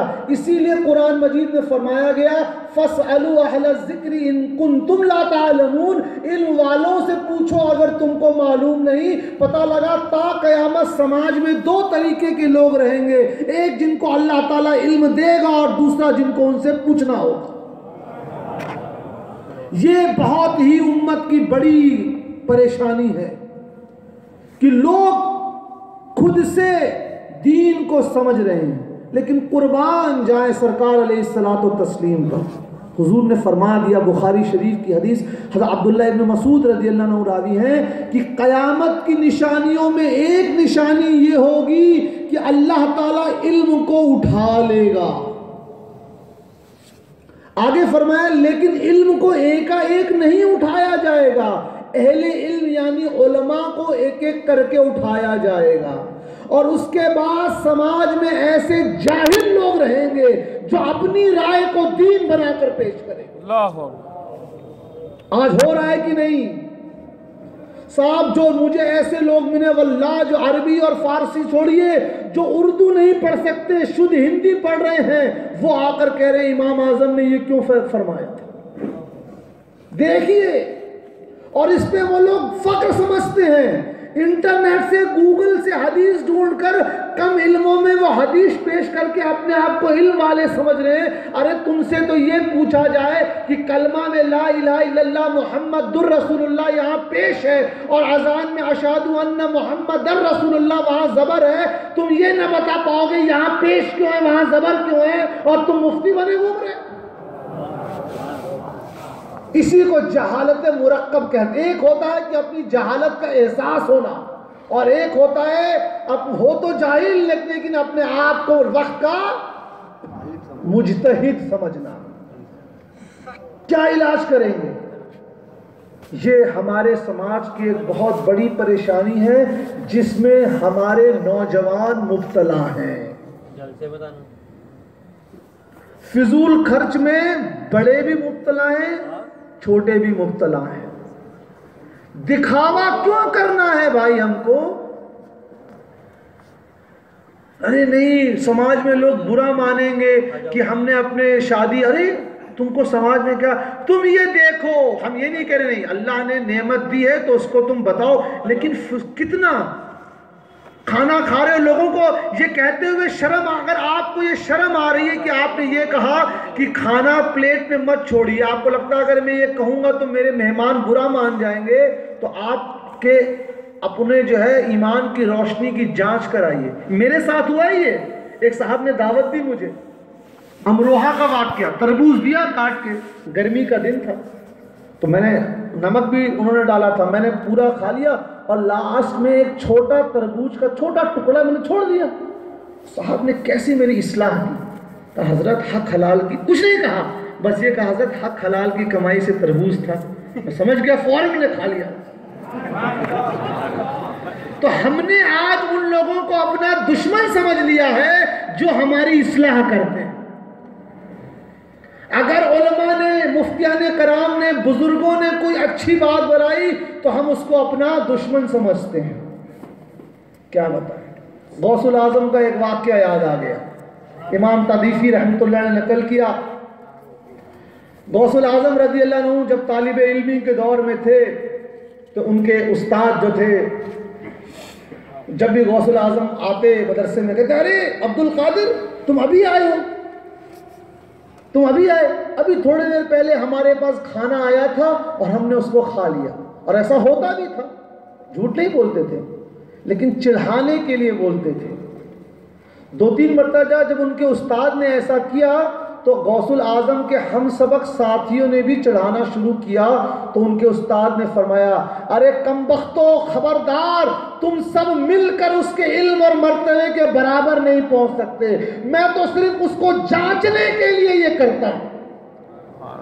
तो पता ये लगा, अगर उस्ताद डांट दे या उस्ताद आपको या माँ बाप या चाचा या बड़े बुजुर्ग आपको कुछ कह दे तो आपको बुरा नहीं मानना चाहिए, क्योंकि अल्लाह ताला ने ये निज़ाम बनाया है, वरना गौसुल आजम तो पैदाइशी वली थे, इल्म की क्या जरूरत थी। याद है ना, उनकी वलायत पैदाइशी वली है, और ये कोई वो नहीं है कि मनकूल है, नहीं। इमाम शतनूफी हम्बली रहमतुल्लाह अलैह ने बहजतुल असरार में सनद के साथ नकल किया है कि जब वो पैदा हुए थे तो रमजान का वो चांद का जो मामला था, लेकिन चूंकि दुनिया का ये निज़ाम है कि आपको इल्म हासिल करने के लिए शागिर्दी इख्तियार करनी पड़ेगी और आपको अपने उस्ताद से कुछ सुनना पड़ेगा। आज हमारे नौजवानों में ये एक परेशानी आ गई है कि कोई उनको डांट दे, कोई उनको इस्लाह कर दे तो वो बुरा मान जाते हैं। एक बार दुरूद शरीफ पढ़ ले, जज़ल्लाहु अन्ना सय्यदना मुहम्मदन सल्लल्लाहु तआला अलैहि वसल्लम। तीसरी एक, चूंकि कुछ बीमारियां परेशानियां का बहुत ज़्यादा इंपॉर्टेंट है जिक्र करना, सबका तो नहीं लेकिन वो ज़रूरी है। एक बहुत बड़ी परेशानी आ गई है इंटरनेट व्हाट्सएप से कोई भी खबर आई उसको फौरन फॉरवर्ड कर दिया। क्या ये इस्लामी उसूल के मुताबिक है? मैसेज घूम रहे हैं पिछले 2 साल से, मैं फला फला हूं, फला हॉस्पिटल में भर्ती हूं, इतना लाख रुपए, तो 2 साल से घूम रहे हैं मैसेज। एक अभी मैसेज फैला कि एक इंजेक्शन देना शुरू किया है गवर्नमेंट ने, वो खास मजहब के लोगों को दिया जा रहा है ताकि 40 साल के जब वो हो जाएं तो वो जो है औलाद ना पैदा कर पाए। हमारे लोग बिना सोचे समझे तस्दीक किए मैसेज फॉरवर्ड कर रहे हैं कि नहीं कर रहे हैं? खुद भी गुमराह हो रहे हैं और गुनाह भी ले रहे हैं। कुरान मजीद में, हदीस शरीफ में आया है कि बिना तस्दीक के खबर को आगे मत बढ़ाओ। कोई खबर आई अगर मजहब से रिलेटेड है, हदीस शरीफ से रिलेटेड है, तो मुफ्ती साहब के पास आए। अगर मेडिकल साइंस से रिलेटेड है तो क्यों नहीं एक डॉक्टर साहब से पूछा, हजरत ऐसा मैसेज घूम रहा है, आप बताइए। अब ये डॉक्टर साहब की जिम्मेदारी है कि वो पता करके लोगों को बताएं। इसका असर क्या हो रहा है? टीवी देखना नहीं चाहिए, हम भी इस पे कायल हैं, लेकिन दूसरा पहलू क्या है, लोग देख रहे हैं। एक तारिक का फतवा नाम के प्रोग्राम आ रहा है, उसका मकसद ही समाज में मुसलमानों के खिलाफ दूसरों के दिलों में जहर डालना है। और लोग सोचते हैं क्योंकि उसका नाम तारिक है इसलिए मुसलमान है। अरे वो खुद से कहता है कि मैं मुर्तद हूं, कहता है मैं कुरान शरीफ की उन आयतों को नहीं मानता हूं जो मेरे दिमाग और अक्ल से टकराती हैं। तो क्या एक गैर मुस्लिम को यह हक है कि वो जो अरबी पढ़ नहीं सकता वो लोगों को कुरान बता रहा है? हमारे लोग उस प्रोग्राम को क्यों देख रहे हैं? तो ये एक समाज में एक बहुत बड़ी और आज के जमाने की सबसे बड़ी प्रॉब्लम है, the meanings of media. Media अखबारों को पढ़कर, टीवी चैनलों को देखकर लोग दीन सीख रहे हैं और दीन पे राय कायम कर रहे हैं, और उसके बाद अपने मसलों को उलमा और मुफ्ती और काजी के पास लेकर नहीं जा रहे, कचहरियों और कोर्टों में जा रहे हैं। सालों साल मुकदमा चल रहा है, लाखों लाख फीस दे रहे हैं वकीलों को, और यहाँ उलमा और काजी बैठे हैं, जहां फ्री में होता है मशवरा वहां नहीं आ रहे। ये बहुत बहुत ही खतरनाक बीमारी है। 2 भाइयों में जमीन को लेकर झगड़ा हो गया तो हमको अपने उलमा के पास जाना है। मियाँ बीवी में ना इत्तेफाकी हो रही, इस पे कल प्रोग्राम में, आज सिर्फ इशारा कर रहा हूं। मियाँ बीवी में ना इत्तेफाकी हो गई तो हमको सबसे पहले खानदान के बुजुर्गों के पास जाना, नहीं सीधा गए कोर्ट में केस कर दिया और मेंटेनेंस फाइल कर दिया। अरे अल्लाह के रसूल सल्लल्लाहु अलैहि वसल्लम से मोहब्बत नहीं है? आखिर यजीद क्या करता था भाई? यजीद से हम क्यों नफरत करते हैं? कभी सोचा? यजीद भी ला इलाहा इल्लल्लाह मुहम्मदुर रसूलुल्लाह पढ़ता था।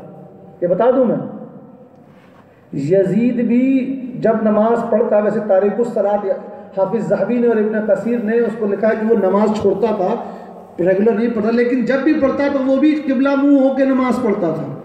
लेकिन आखिर यजीद ने क्या किया था कि हम उससे इतनी नफरत करते हैं भाई? कभी सोचा? यही निजाम मुस्तफ़ा को तोड़ा था उसने। जो सरकार अलैहिस्सलाम ने जिस शरीयत को कायम किया कि जो नेक सौले होगा वो नमाज पढ़ाएगा, उसने उस उसूल को तोड़ा और अपने नुमाइंदों को जबरदस्ती पेशिमाम बनाया। उसने शराब पीने वाले जानियों को हुक्मरां बनाया, यानी जो इस्लामिक सिस्टम, जो सरकार का निज़ाम है, उसी को तोड़ा। आज अगर हम अपने मामलों को, अपने उलमा और काजियों को छोड़कर दूसरों को पास जाएं तो हम यजीद के रास्ते पे हैं कि नहीं है? सोचिए, तो हम क्यों अपनी नाइत्तेफाकियों को पैसा और अपना वक्त जाया करके दूसरों के पास लेके जा रहे हैं? इसमें भी हमारी समाज की लोग घिरे हुए। फिर एक बड़ी बीमारी आ रही है, एथिज्म। नौजवान बच्चे सुन लें, और नेचुरियत, ये 2 के ऊपर जिक्र करके फिर 5 मिनट और तकरीर खत्म।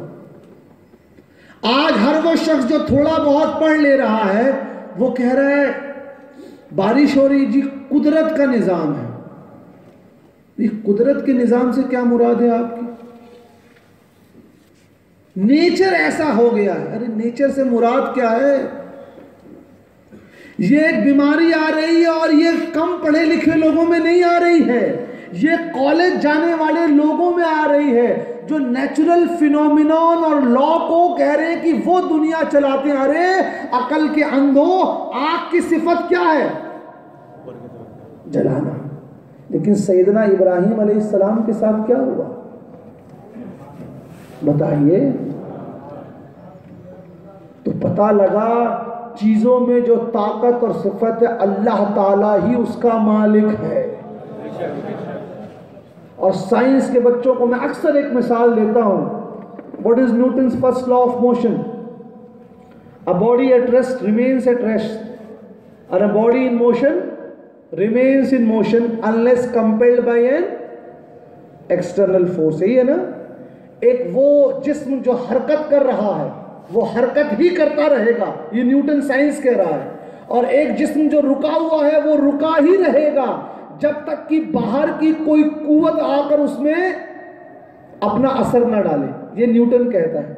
तो हमने पूछा मानते हो? जी हम इसको मानते हैं। तो साइंस कहती है कि इस कायनात की तख्लीक कैसे हुई? कोई साइंस का स्टूडेंट, स्कूल का student, what is big bang theory? बताइए भाई, बच्चे बहुत सारे आए हैं। What is big bang theory? नाम सुना होगा। साइंस के मुताबिक ये दुनिया की तख्लीक कैसे हुई? साइंस कहती है in the beginning there was a condensed mass of gas and a big explosion took place and things started moving away from each other and this is how the universe was formed. Science के मुताबिक, जो कुरान मजीद में 1400 साल पहले अल्लाह ताला ने फरमा दिया, शुरू में गैस का बहुत बड़ा गुबार था, उस गुबार में एक बहुत बड़ा विस्फोट हुआ और जिससे कायनात तख्लीक में आई। ठीक है? अब हमने साइंस से सवाल किया, भाई आप ही कहते हैं कि किसी भी चीज में हरकत अगर पैदा होगी तो बाहर से कोई कुव्वत होनी चाहिए, तो ये बड़ा सा गोला वाला गैस पैदा किसने किया?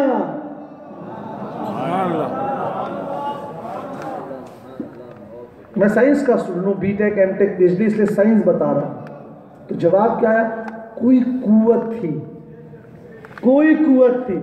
हमने कहा नहीं, अल्लाह ताला की ताकत थी। सुभान अल्लाह, सुभान अल्लाह। इसीलिए सूफिया इकराम ने फरमाया मन अरफ नफ्सहु फकद अरफ रब्बा। क्यों फरमाया? कि जिसने अपने आप को पहचाना उसने रब को पहचाना। कभी इसकी शरह पड़ी कि जब आदमी अपने जिस्म पे गौर करे कि मेरी सांस कैसे चलती है, मैं दुनिया में आने से पहले कहाँ था, मेरी आंख कैसे पलकती है, मेरे जिस्म में ताकत किसने दी, ये मेरे हड्डियों को बिल्कुल राइट स्ट्रक्चर किसने दिया, मेरी आंख की पुतली किसने बनाई, जब वो गौर करेगा तो वो जान जाएगा कि ये एक्सीडेंट, ये मौका, ये किस्मत नहीं है, इन सब को पैदा करने वाला एक जात है। और आदमी अल्लाह ताला को जान लेगा।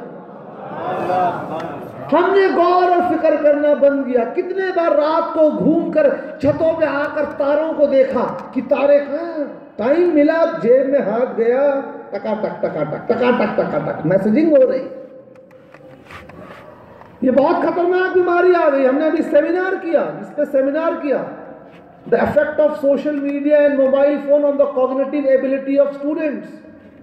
जो बच्चे गूगल करते हैं उनके लिए बता दूं कि आपके कुव्वत मंतक और कुव्वत हाफिजा पे क्या असर हो रहा है। 2 घंटे का लेक्चर है, लेकिन सिर्फ एक पॉइंट बताकर आगे चलूंगा। जब आप गूगल में कोई लफ्ज टाइप करने जाते हैं तो आप देखिए, जैसे ही टाइप करने आएंगे वो नीचे आपको सजेशन देता है। जैसे आप एंड्रॉयड मोबाइल टाइप कर रहे हैं तो आप जैसे ही एंड्रॉयड टाइप करेंगे वो नीचे देगा एंड्रॉयड, नोकिया, सीमेंस देने लगता है ना। इससे आदमी के सोचने की कुव्वत खत्म हो रही है। आदमी खुद से नहीं सोच रहा है, कंप्यूटर जो उसको बता रहा है उसकी सोचने की हद मुतय्यन कर रहा है। सही बोल रहा हूं? या दूसरी मिसाल दूं, अगर ये समझ में नहीं आई, अगर आप MS वर्ड में कोई इंग्लिश में लेटर टाइप कर रहे हैं, अगर स्पेलिंग गलत होती है तो वो किस रंग में आ जाती है? लाल। वेरी गुड, आ जाती है ना। तो आप उसको राइट क्लिक करेंगे, वो अपने आप सही स्पेलिंग ले लेगा। अब बच्चों ने स्पेलिंग याद करना बंद कर दिया है। कि हमको याद करने की जरूरत नहीं है, हम टाइप करेंगे तो आप गलत होगा तो कंप्यूटर अपने आप सही बताएगा। तो पता ये लगा ये बीमारियां इतनी बुरी तरह फैल रही हैं और वालिदैन के ऊपर जिम्मेदारी है। अगर आपके घर में कंप्यूटर है, अब तो इंटरनेट आपको लेने की जरूरत नहीं है, लेकिन सिर्फ जो है 31 मार्च तक अपने बच्चों के ऊपर तवज्जो दीजिए। ऐसा ना हो कि एक दिन आए भागे भागे मुफ्ती मुश्तबा शरीफ किबला साहब के पास, हजरत हमारी बेटी ने लव मैरिज कर ली। ये बीमारी आ गई। ऐसा नहीं कि हम इस दुनिया में नहीं रह रहे।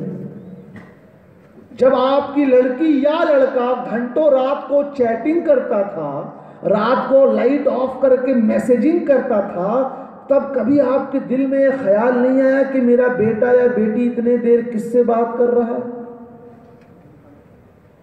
अब जब उसने शादी कर ली तो मुफ्ती साहब क्या कर सकते हैं? वलीमा खाएंगे और क्या करेंगे। इसीलिए अल्लाह के रसूल सल्लल्लाहु अलैहि वसल्लम ने फरमाया वालिदैन पर उनके औलाद की तरबियत फर्ज है। तो हमारे समाज में एक और बीमारी आ गई है कि वालिदैन ऑफिस की तरफ ज्यादा तवज्जो दे रहे हैं, बच्चों की तरबियत पर कम दे रहे हैं। हमारा एजुकेशन सिस्टम ऐसा हो गया है कि आपका बच्चा स्कूल जाता है और आकर का अब्बा आज हमको बताया गया कि इंसान बंदर से पैदा हुआ है। पढ़ा रहे हैं कि नहीं? है क्या कहते हैं इसको? Theory of Darwin's theory of evolution. Very good. Science में पढ़ाया जा रहा है। और मुफ्ती साहब क्या पढ़ा रहे हैं? जो कुरान मजीद में है, लक़द खलक़नल इंसान फी अहसनी तक़वीम। अल्लाह ताला ने इंसान को बेहतरीन सूरत में पैदा फरमाया। अब आपने कभी गौर ही नहीं किया कि मेरे बेटे को जो तालीम मिल रही है ये मेरे अकीदे से टकरा रही है। तो एक दिन मुफ्ती साहब के पास ले जाएंगे तो मुफ्ती साहब उसको बताएंगे, बेटा देखो इसको थ्योरी कहते हैं, लॉ नहीं कहते। चार्ल्स डार्विन की थ्योरी है कि लॉ है? थ्योरी है। थ्योरी और लॉ में क्या फर्क होता है? जिस चीज को अब तक प्रूव नहीं किया गया, साबित नहीं किया गया, उसको थ्योरी कहते हैं, और जो चीज साबित हो जाती है उसको लॉ कहते हैं। तो बेटा आज तक ये साबित नहीं हुआ है कि इंसान बंदर से पैदा हुआ है, और अगर कभी घपला करके साइंस वाले साबित कर भी दें तुम्हारा अकीदा ये नहीं होना चाहिए। तो हमने अपने बच्चों के एजुकेशन सिस्टम पर गलत, आज मौका नहीं है, गलत तारीख पढ़ाई जा रही है। दाढ़ी वालों को और मुसलमानों को तारीख में गलत पेश किया जा रहा है। कभी आपने गौर और फिक्र किया कि अपने बच्चों को उलमा के साथ, या जो हिस्टोरियन है, कोई ज़रूरी नहीं है कि हर मसले की आपको आलिम के पास ही आना है। कोई मेडिकल साइंस का मसला है तो किसी सुन्नी डॉक्टर के पास जाइए, कोई फाइनेंस का मसला है तो किसी सुन्नी चार्टर्ड अकाउंटेंट के पास जाइए। कभी ये फिक्र हुई कि अपने बच्चों को दानिश्वरों के साथ बैठाया जाए? तो याद रखिए अगली नस्ल कैसी होती है वो पूरा का पूरा ये है कि आज आप अपने बच्चों को कैसी तालीम और कैसी तरबियत दे रहे हैं। एजुकेशन सिस्टम पर आपको देखना है, मीडिया पर आपको देखना है, फिजूल खर्ची पर आपको देखना है, अपने ऊपर देखना है, दिखावा, तकब्बुर, शो ऑफ पर देखना है, और इन सब से ज्यादा जो इंपॉर्टेंट है अकीदे को देखना है। सुभान अल्लाह।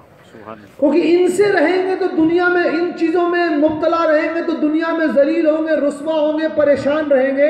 लेकिन अगर अकीदा दुरुस्त है तो इंशाअल्लाह जन्नत में जाएंगे। लेकिन जो अकीदे पे हमला हो रहा है हमने उस पर भी तवज्जो देना बंद कर दी। कभी देखा हमारा बच्चा किसकी किताब पढ़ता है? भाई आज से 50-60 साल पहले सब लोग तो सुन्नी ही तो थे। मैं आपको दो ऐसी मिसाल दूंगा जिसको आपको सुनना है और याद रखना है, सिर्फ दो, ठीक है? पिछले साल अगस्त में, 2016 अगस्त में चेचनिया में पूरे दुनिया के 60 बड़े मुफ्तियों का एक इज्तिमा हुआ। कितने? 60। जामिया अजहर से भी मुफ्ती हजरात तशरीफ़ लाए, यमन से भी आए, बगदाद से भी आए, दमिश्क से भी आए, इंडोनेशिया से भी आए, मलेशिया से भी आए, सेनेगल से भी आए, यानी 60 बड़े मुफ्ती। वहां पर उनके उलमा ने जो एक बयान जारी किया, जो अभी मेरे पास मौजूद है अरबी में और इंटरनेट पे भी है, कहा अहले सुन्नत व जमात कौन है, हम इसकी तारीफ करेंगे। उसकी डेफिनेशन, परिभाषा सुन लीजिए। कहा सुन्नी वो है, अहले सुन्नत व जमात का शॉर्ट फॉर्म सुन्नी है। मैंने पिछले बार बताया था कि लफ्ज अहले सुन्नत व जमात हदीस शरीफ में है और उसी का शॉर्ट फॉर्म सुन्नी है। उन उलमा ने 60 उलमा ने, लोग कहते हैं हिंदुस्तान के उलमे बड़े सख्त होते हैं, इन लोग सुनिए, दुनिया के 60 बड़े उलमा ने जो तारीफ की, कहा सुन्नी वो है जो अशरी या मातुरीदी या दोनों में से किसी एक अकीदे को माने। ठीक है, ये आवाम को नहीं मालूम है इसलिए, लेकिन सिर्फ बता रहा हूं। आगे कहा और सुन्नी वो है जो हनफी, शाफी, मालिकी, हम्बली चारों में से किसी एक फिक़्ह को माने और तरीकत सुलूक के भी किसी रास्ते को माने। और उसके आगे क्या कहा, वो जो जुमला है, कहा सऊदी अरब के उलमा सुन्नी नहीं है, उसमें हिंदुस्तान के उलमा नहीं गए थे।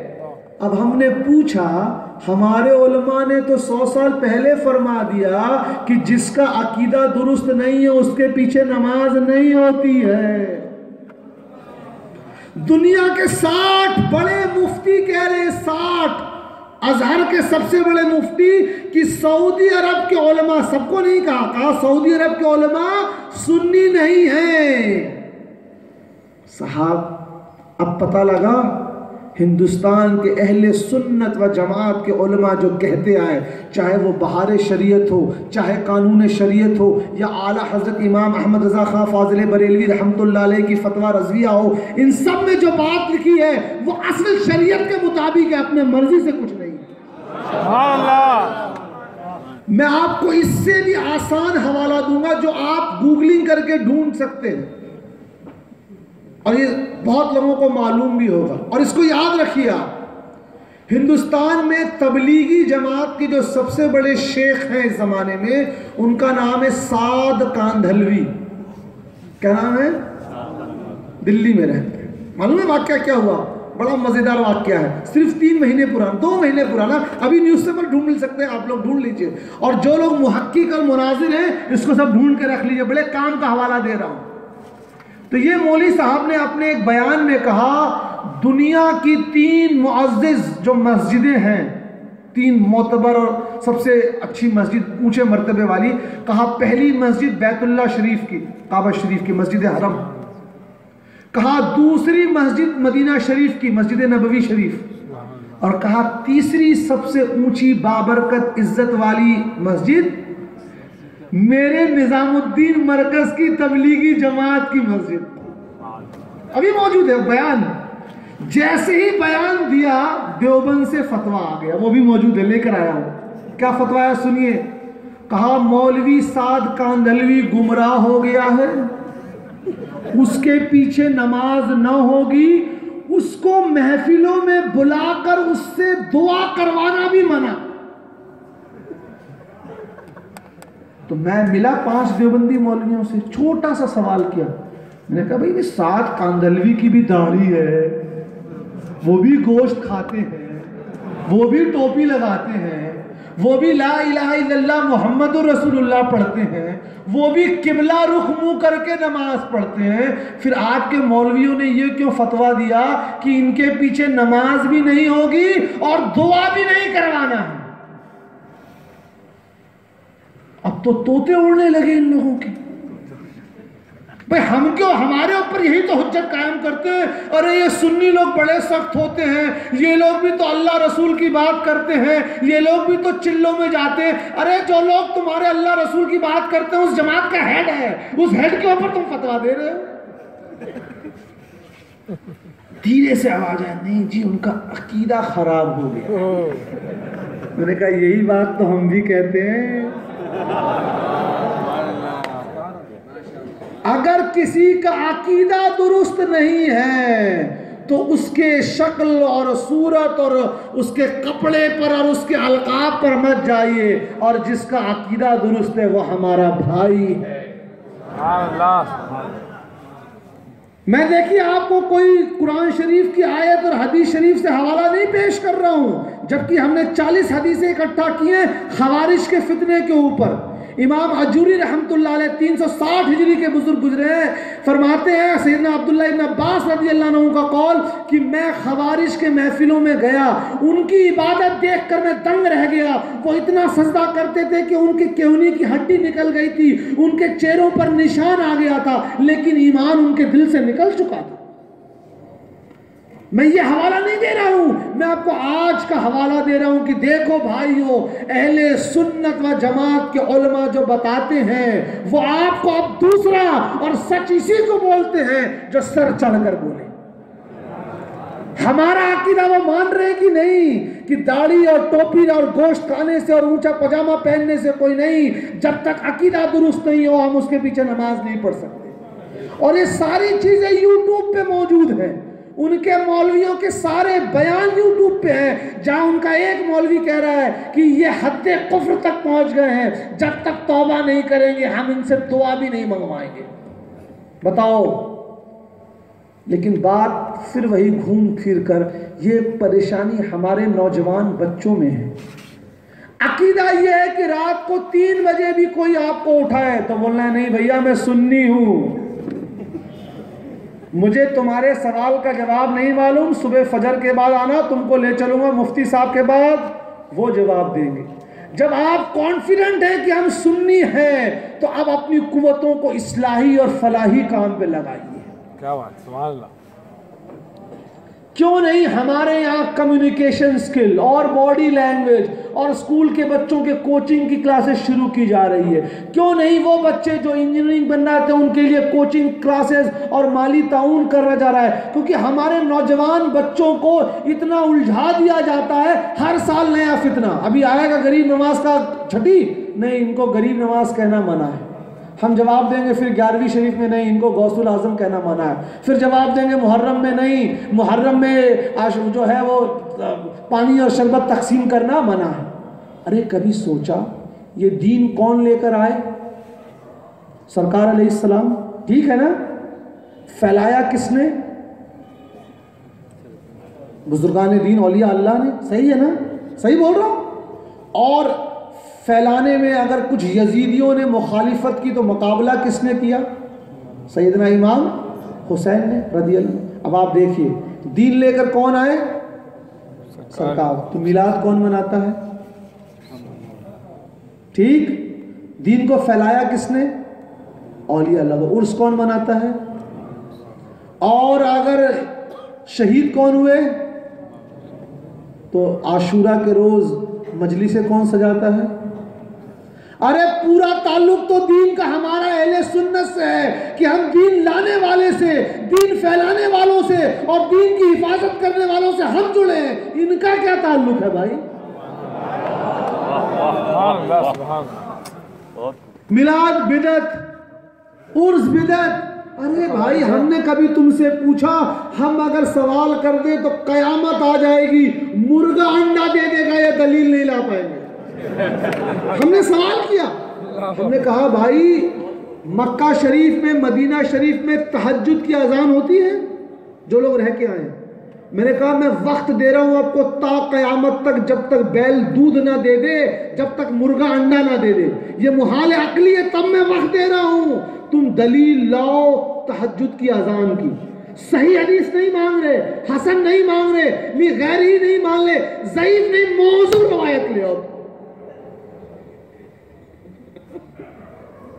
जब इनके 2 शेख मिलते हैं तो कैसे पेश आते हैं? हम लोग जैसे मैं अभी आया स्टेज पर सैयद साहब से, हमने गले मिले या मुसाफा किया, ये मिलते हैं तो कैसे मिलते हैं बताइए? है ना? कभी आप नौजवान बच्चों ने उनसे पूछा भाई इसकी हदीस लाओ? हम तो अंगूठा चूमने की हदीस ले आएंगे मुस्नदुल फिरदौस से, गर्चे ज़ईफ है। तुम कयामत आ जाएगी, मुर्गा अंडा दे देगा, गाल से गाल मस करने की हदीस नहीं ला पाओगे। हमने तौहीद, हमने मिलादुन नबी, ईद मिलादुन नबी कह दिया तो हम पर एतराज, जबकि हम दलील ले आएंगे। और तुमने जो तौहीद की 3 किस्में बांट दी, तौहीद रुबूबिया, तौहीद अस्मा व सिफात, तो हमने पूछा इसकी दलील लाओ तो ला नहीं पाए। कहने का मतलब यह है कि अहले सुन्नत व जमात इनके पर एतराज़ कायम नहीं करता। क्यों? क्योंकि हमको मालूम है कि हम हक पर हैं। ये हमसे अलग हो गए हैं, वरना डंके की चोट पे हम कहते हैं कि ठीक है, अपने सबसे काबिल मुफ्ती को ले आओ, सामने बैठा लो और आवाम को देख लो, माइक लगा दो, फैसला हो जाएगा। इसीलिए ये कभी भी हमारे आलिम से बात नहीं करेंगे, याद रखिएगा।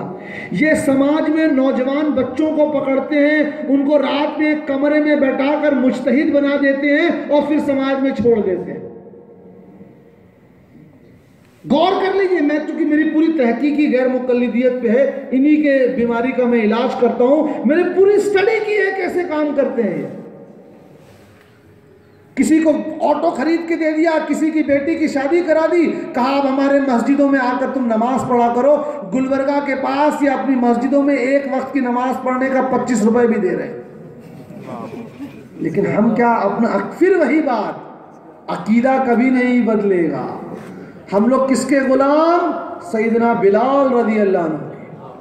आग में उनको डाला गया लेकिन अकीदे से हटे नहीं। तो आपको कोई माली ताउन दे, तुमको सऊदी में नौकरी लगा देंगे, तो ये होता है। याद रखिए, अल्लाह के रसूल सल्लल्लाहु ताला अलैहि वसल्लम ने फरमाया है, और ये बिल्कुल सही हदीस है। आजकल कुछ लोग आ गए हैं, कहते हैं हदीस ज़ईफ़ है। नहीं, इमाम इराकी रहमतुल्लाह अलैह, इमाम इराकी कौन है? इमाम इब्न हजर अस्कलानी के उस्ताद हैं। वो कहते हैं जो हदीस 73 फिरके वाली है, ये हसन है कि सिर्फ 72 फिरके जहन्नम में जाएंगे, सिर्फ एक फिरका जन्नत में जाएगा और वो अहले सुन्नत व जमात होगा। और जो लोग कहते हैं कि नहीं सब लोग जन्नत जाएंगे, मैं उनसे पूछता हूँ अकल नहीं है? माज़ अल्लाह जो कहते हैं अल्लाह झूठ बोल सकता है, जो कहते हैं माज़ अल्लाह हुजूर मरकर मिट्टी मिल गए, सुम्मा अस्तगफिरुल्लाह, जो हुजूर की तशबीह गंदे जानवरों से देते हैं, आपके नजदीक वो कैसे जन्नत में जाएंगे भाई? तो याद रखिए, आजकल ये भी एक फितना आ रहा है, इस सबको साथ लेकर चलना है। मैं अपने साथ वाकया बताता हूँ क्या हुआ। एक साहब आए दिल्ली में, कह रहे आप क्यों लोगों को सिर्फ अहले सुन्नत को जोड़ते हैं, हम सब लोग मिलकर काम करें ना। वल्लाह बता रहा हूँ, मेरे सामने, उससे पहले मैंने जवाब कभी सोचा नहीं था, उसी वक्त दिल में जवाब आया, उसी वक्त। ये कर्म हो गया बुजुर्गों। वो साहब एक सियासी पार्टी से भी उनका ताल्लुक था। मैंने कहा ये अलग अलग सियासी पार्टी क्यों, सब एक हो जाए? जैसे एक मुस्लिम नहीं लूंगा, एक मुस्लिम पार्टी बनाई गई, उससे जुड़े हुए थे। मैंने कहा अरे मुस्लिम वोट तो बढ़ जाएगा, कुछ यहाँ जाएगा कुछ वहां जाएगा। जहां अपने पेट और जेब की बात है वहां बटेंगे, जहां अकीदे की बात है वहां घुलमिल करेंगे। तो मैं अपने भाइयों, बुजुर्गों, दोस्तों से यही कहना चाहता हूं कि देखिए, महफिलें होती हैं, मजलिसें होती हैं और होती रहेंगी, होनी चाहिए। इसमें खुद भी आइए, बच्चों को भी लाइए, सुनकर जाइए, लेकिन ये इरादा करके जाइए कि हम जो सुन रहे हैं उसको अमल में लाएंगे। अगर सारे नौजवान ये इरादा कर लें कि अल्हम्दुलिल्लाह हम फजर पढ़ेंगे, सारे नौजवान ये इरादा कर लें कि हम फालतू के बेहिया और गंदे मैसेजेस नहीं फॉरवर्ड करेंगे, गंदे चैनल नहीं देखेंगे, सारी माएँ ये अहद कर ले कि हम खुद भी फजर में उठेंगे और अपनी बच्चों को भी उठाएंगे, तो हमको कोई रोक नहीं सकता। क्यों? अल्लाह ताला ने कुरान मजीद में वादा फरमाया है कि जो सजदा करते हैं, जो नमाज कायम करते हैं, जो रोजे रखते हैं, अल्लाह ताला उन्हीं को हुक्मरानी अता फरमाता है। बात यह है कि अच्छा ये क्यों? हम अभी तो ईमान की रोशनी एकदम बलबलाई हुई है, लेकिन धीरे धीरे कम क्यों हो जाती है? क्योंकि हम इस महफिल में अच्छे लोगों की बात सुनते हैं, सैयद साहब की तकरीर सुनते हैं, लेकिन इसके बाद जाते हैं फिर गंदे चैनल देखते हैं, फिर चाय खानों में बैठकर दुनिया की बात करते हैं। तो मेरे भाई, असर थोड़े दिन तक ही तो रहेगा, इसीलिए जिक्र भी करें। आखिरी तसव्वुफ की बात बता के बात ख़त्म करूँगा कि तकरीर सुन करने से इल्म आता है। क्या आता है? इल्म। लेकिन रूहानियत सिर्फ अल्लाह की याद करने से आती है। बता रहा सुभान अल्लाह, सुभान अल्लाह। एक काला जादू वाला अभी आ जाएगा, सारी फजलुल्लाह चिश्ती का इल्म रखा रह जाएगा, वो जादू कर देगा। लेकिन अगर हम बुजुर्गों से जुड़े हुए हैं तो हम तो कमजोर हैं, लेकिन हमारे पीछे पुष्ट काम आ जाएगी। इसीलिए शजरा पढ़ा जाता है। ये इमाम इब्न हजर अस्कलानी ने भी लिखा है। एक बात बता दूं, देखिए लोग समझते नहीं हैं। हिंदुस्तान के गैर मुकल्लिदीन अहले हदीसों के बहुत बड़े मौलवी गुजरे हैं, वहीदुज़्ज़मा हैदराबादी। इन्होंने सुनन इब्न माजा का तर्जुमा किया है। क्या लिखते हैं? एक हदीस शरीफ का तर्जुमा करते हुए लिखते हैं, इस हदीस शरीफ के असनाद में जितने लोग हैं सब अइम्माए अहले बैत हैं। और आगे क्या लिखते हैं? इनके नामों को लिखकर एक कागज पर अगर घोल कर पिया जाए तो बीमारी दूर हो जाती है। ये गैर मुकल्लिद के सबसे बड़े मौलवी लिख रहे हैं। तो अल्लाह का जिक्र करें। कितना टाइम है सोचिए। एक लेक्चर हुआ, हमने एक लेक्चर अभी कर रहे हैं, उन्वान मुतय्यन किया है। आप जिस नंबर पर कॉल करने की कोशिश कर रहे हैं वो अभी व्यस्त है। इस मौजू पे मेरा बयान होने वाला है। कहने का मतलब हम जिंदगी में गौर करें, सुबह से लेकर रात कर जब फोन मिलाते हैं तो 5 से 10 मिनट 24 घंटे में हम ये मैसेज सुनने में लगा देते हैं। क्यों नहीं 100 बार दुरूद शरीफ या सुभान अल्लाह पढ़ लेते हैं? तो हमने जिक्र करना बंद कर दिया, हमने जिक्र नहीं किया। याद रखिए, जिक्र करेंगे तो उससे रूहानियत आती है।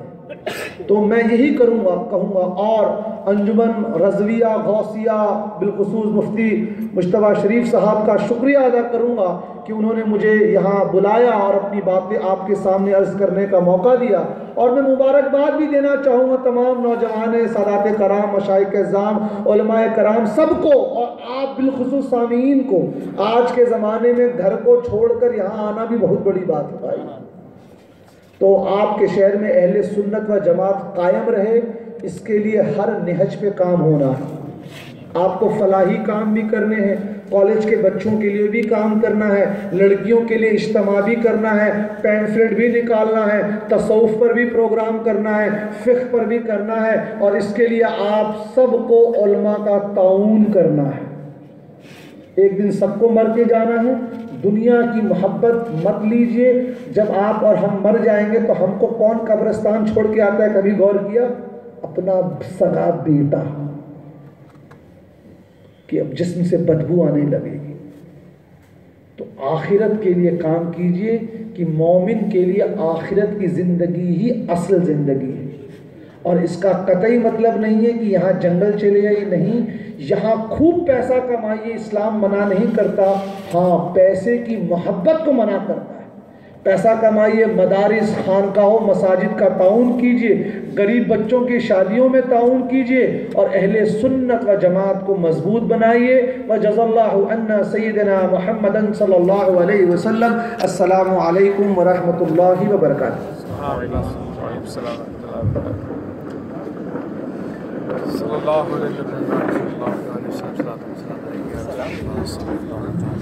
मोहतरम हाज़रीन।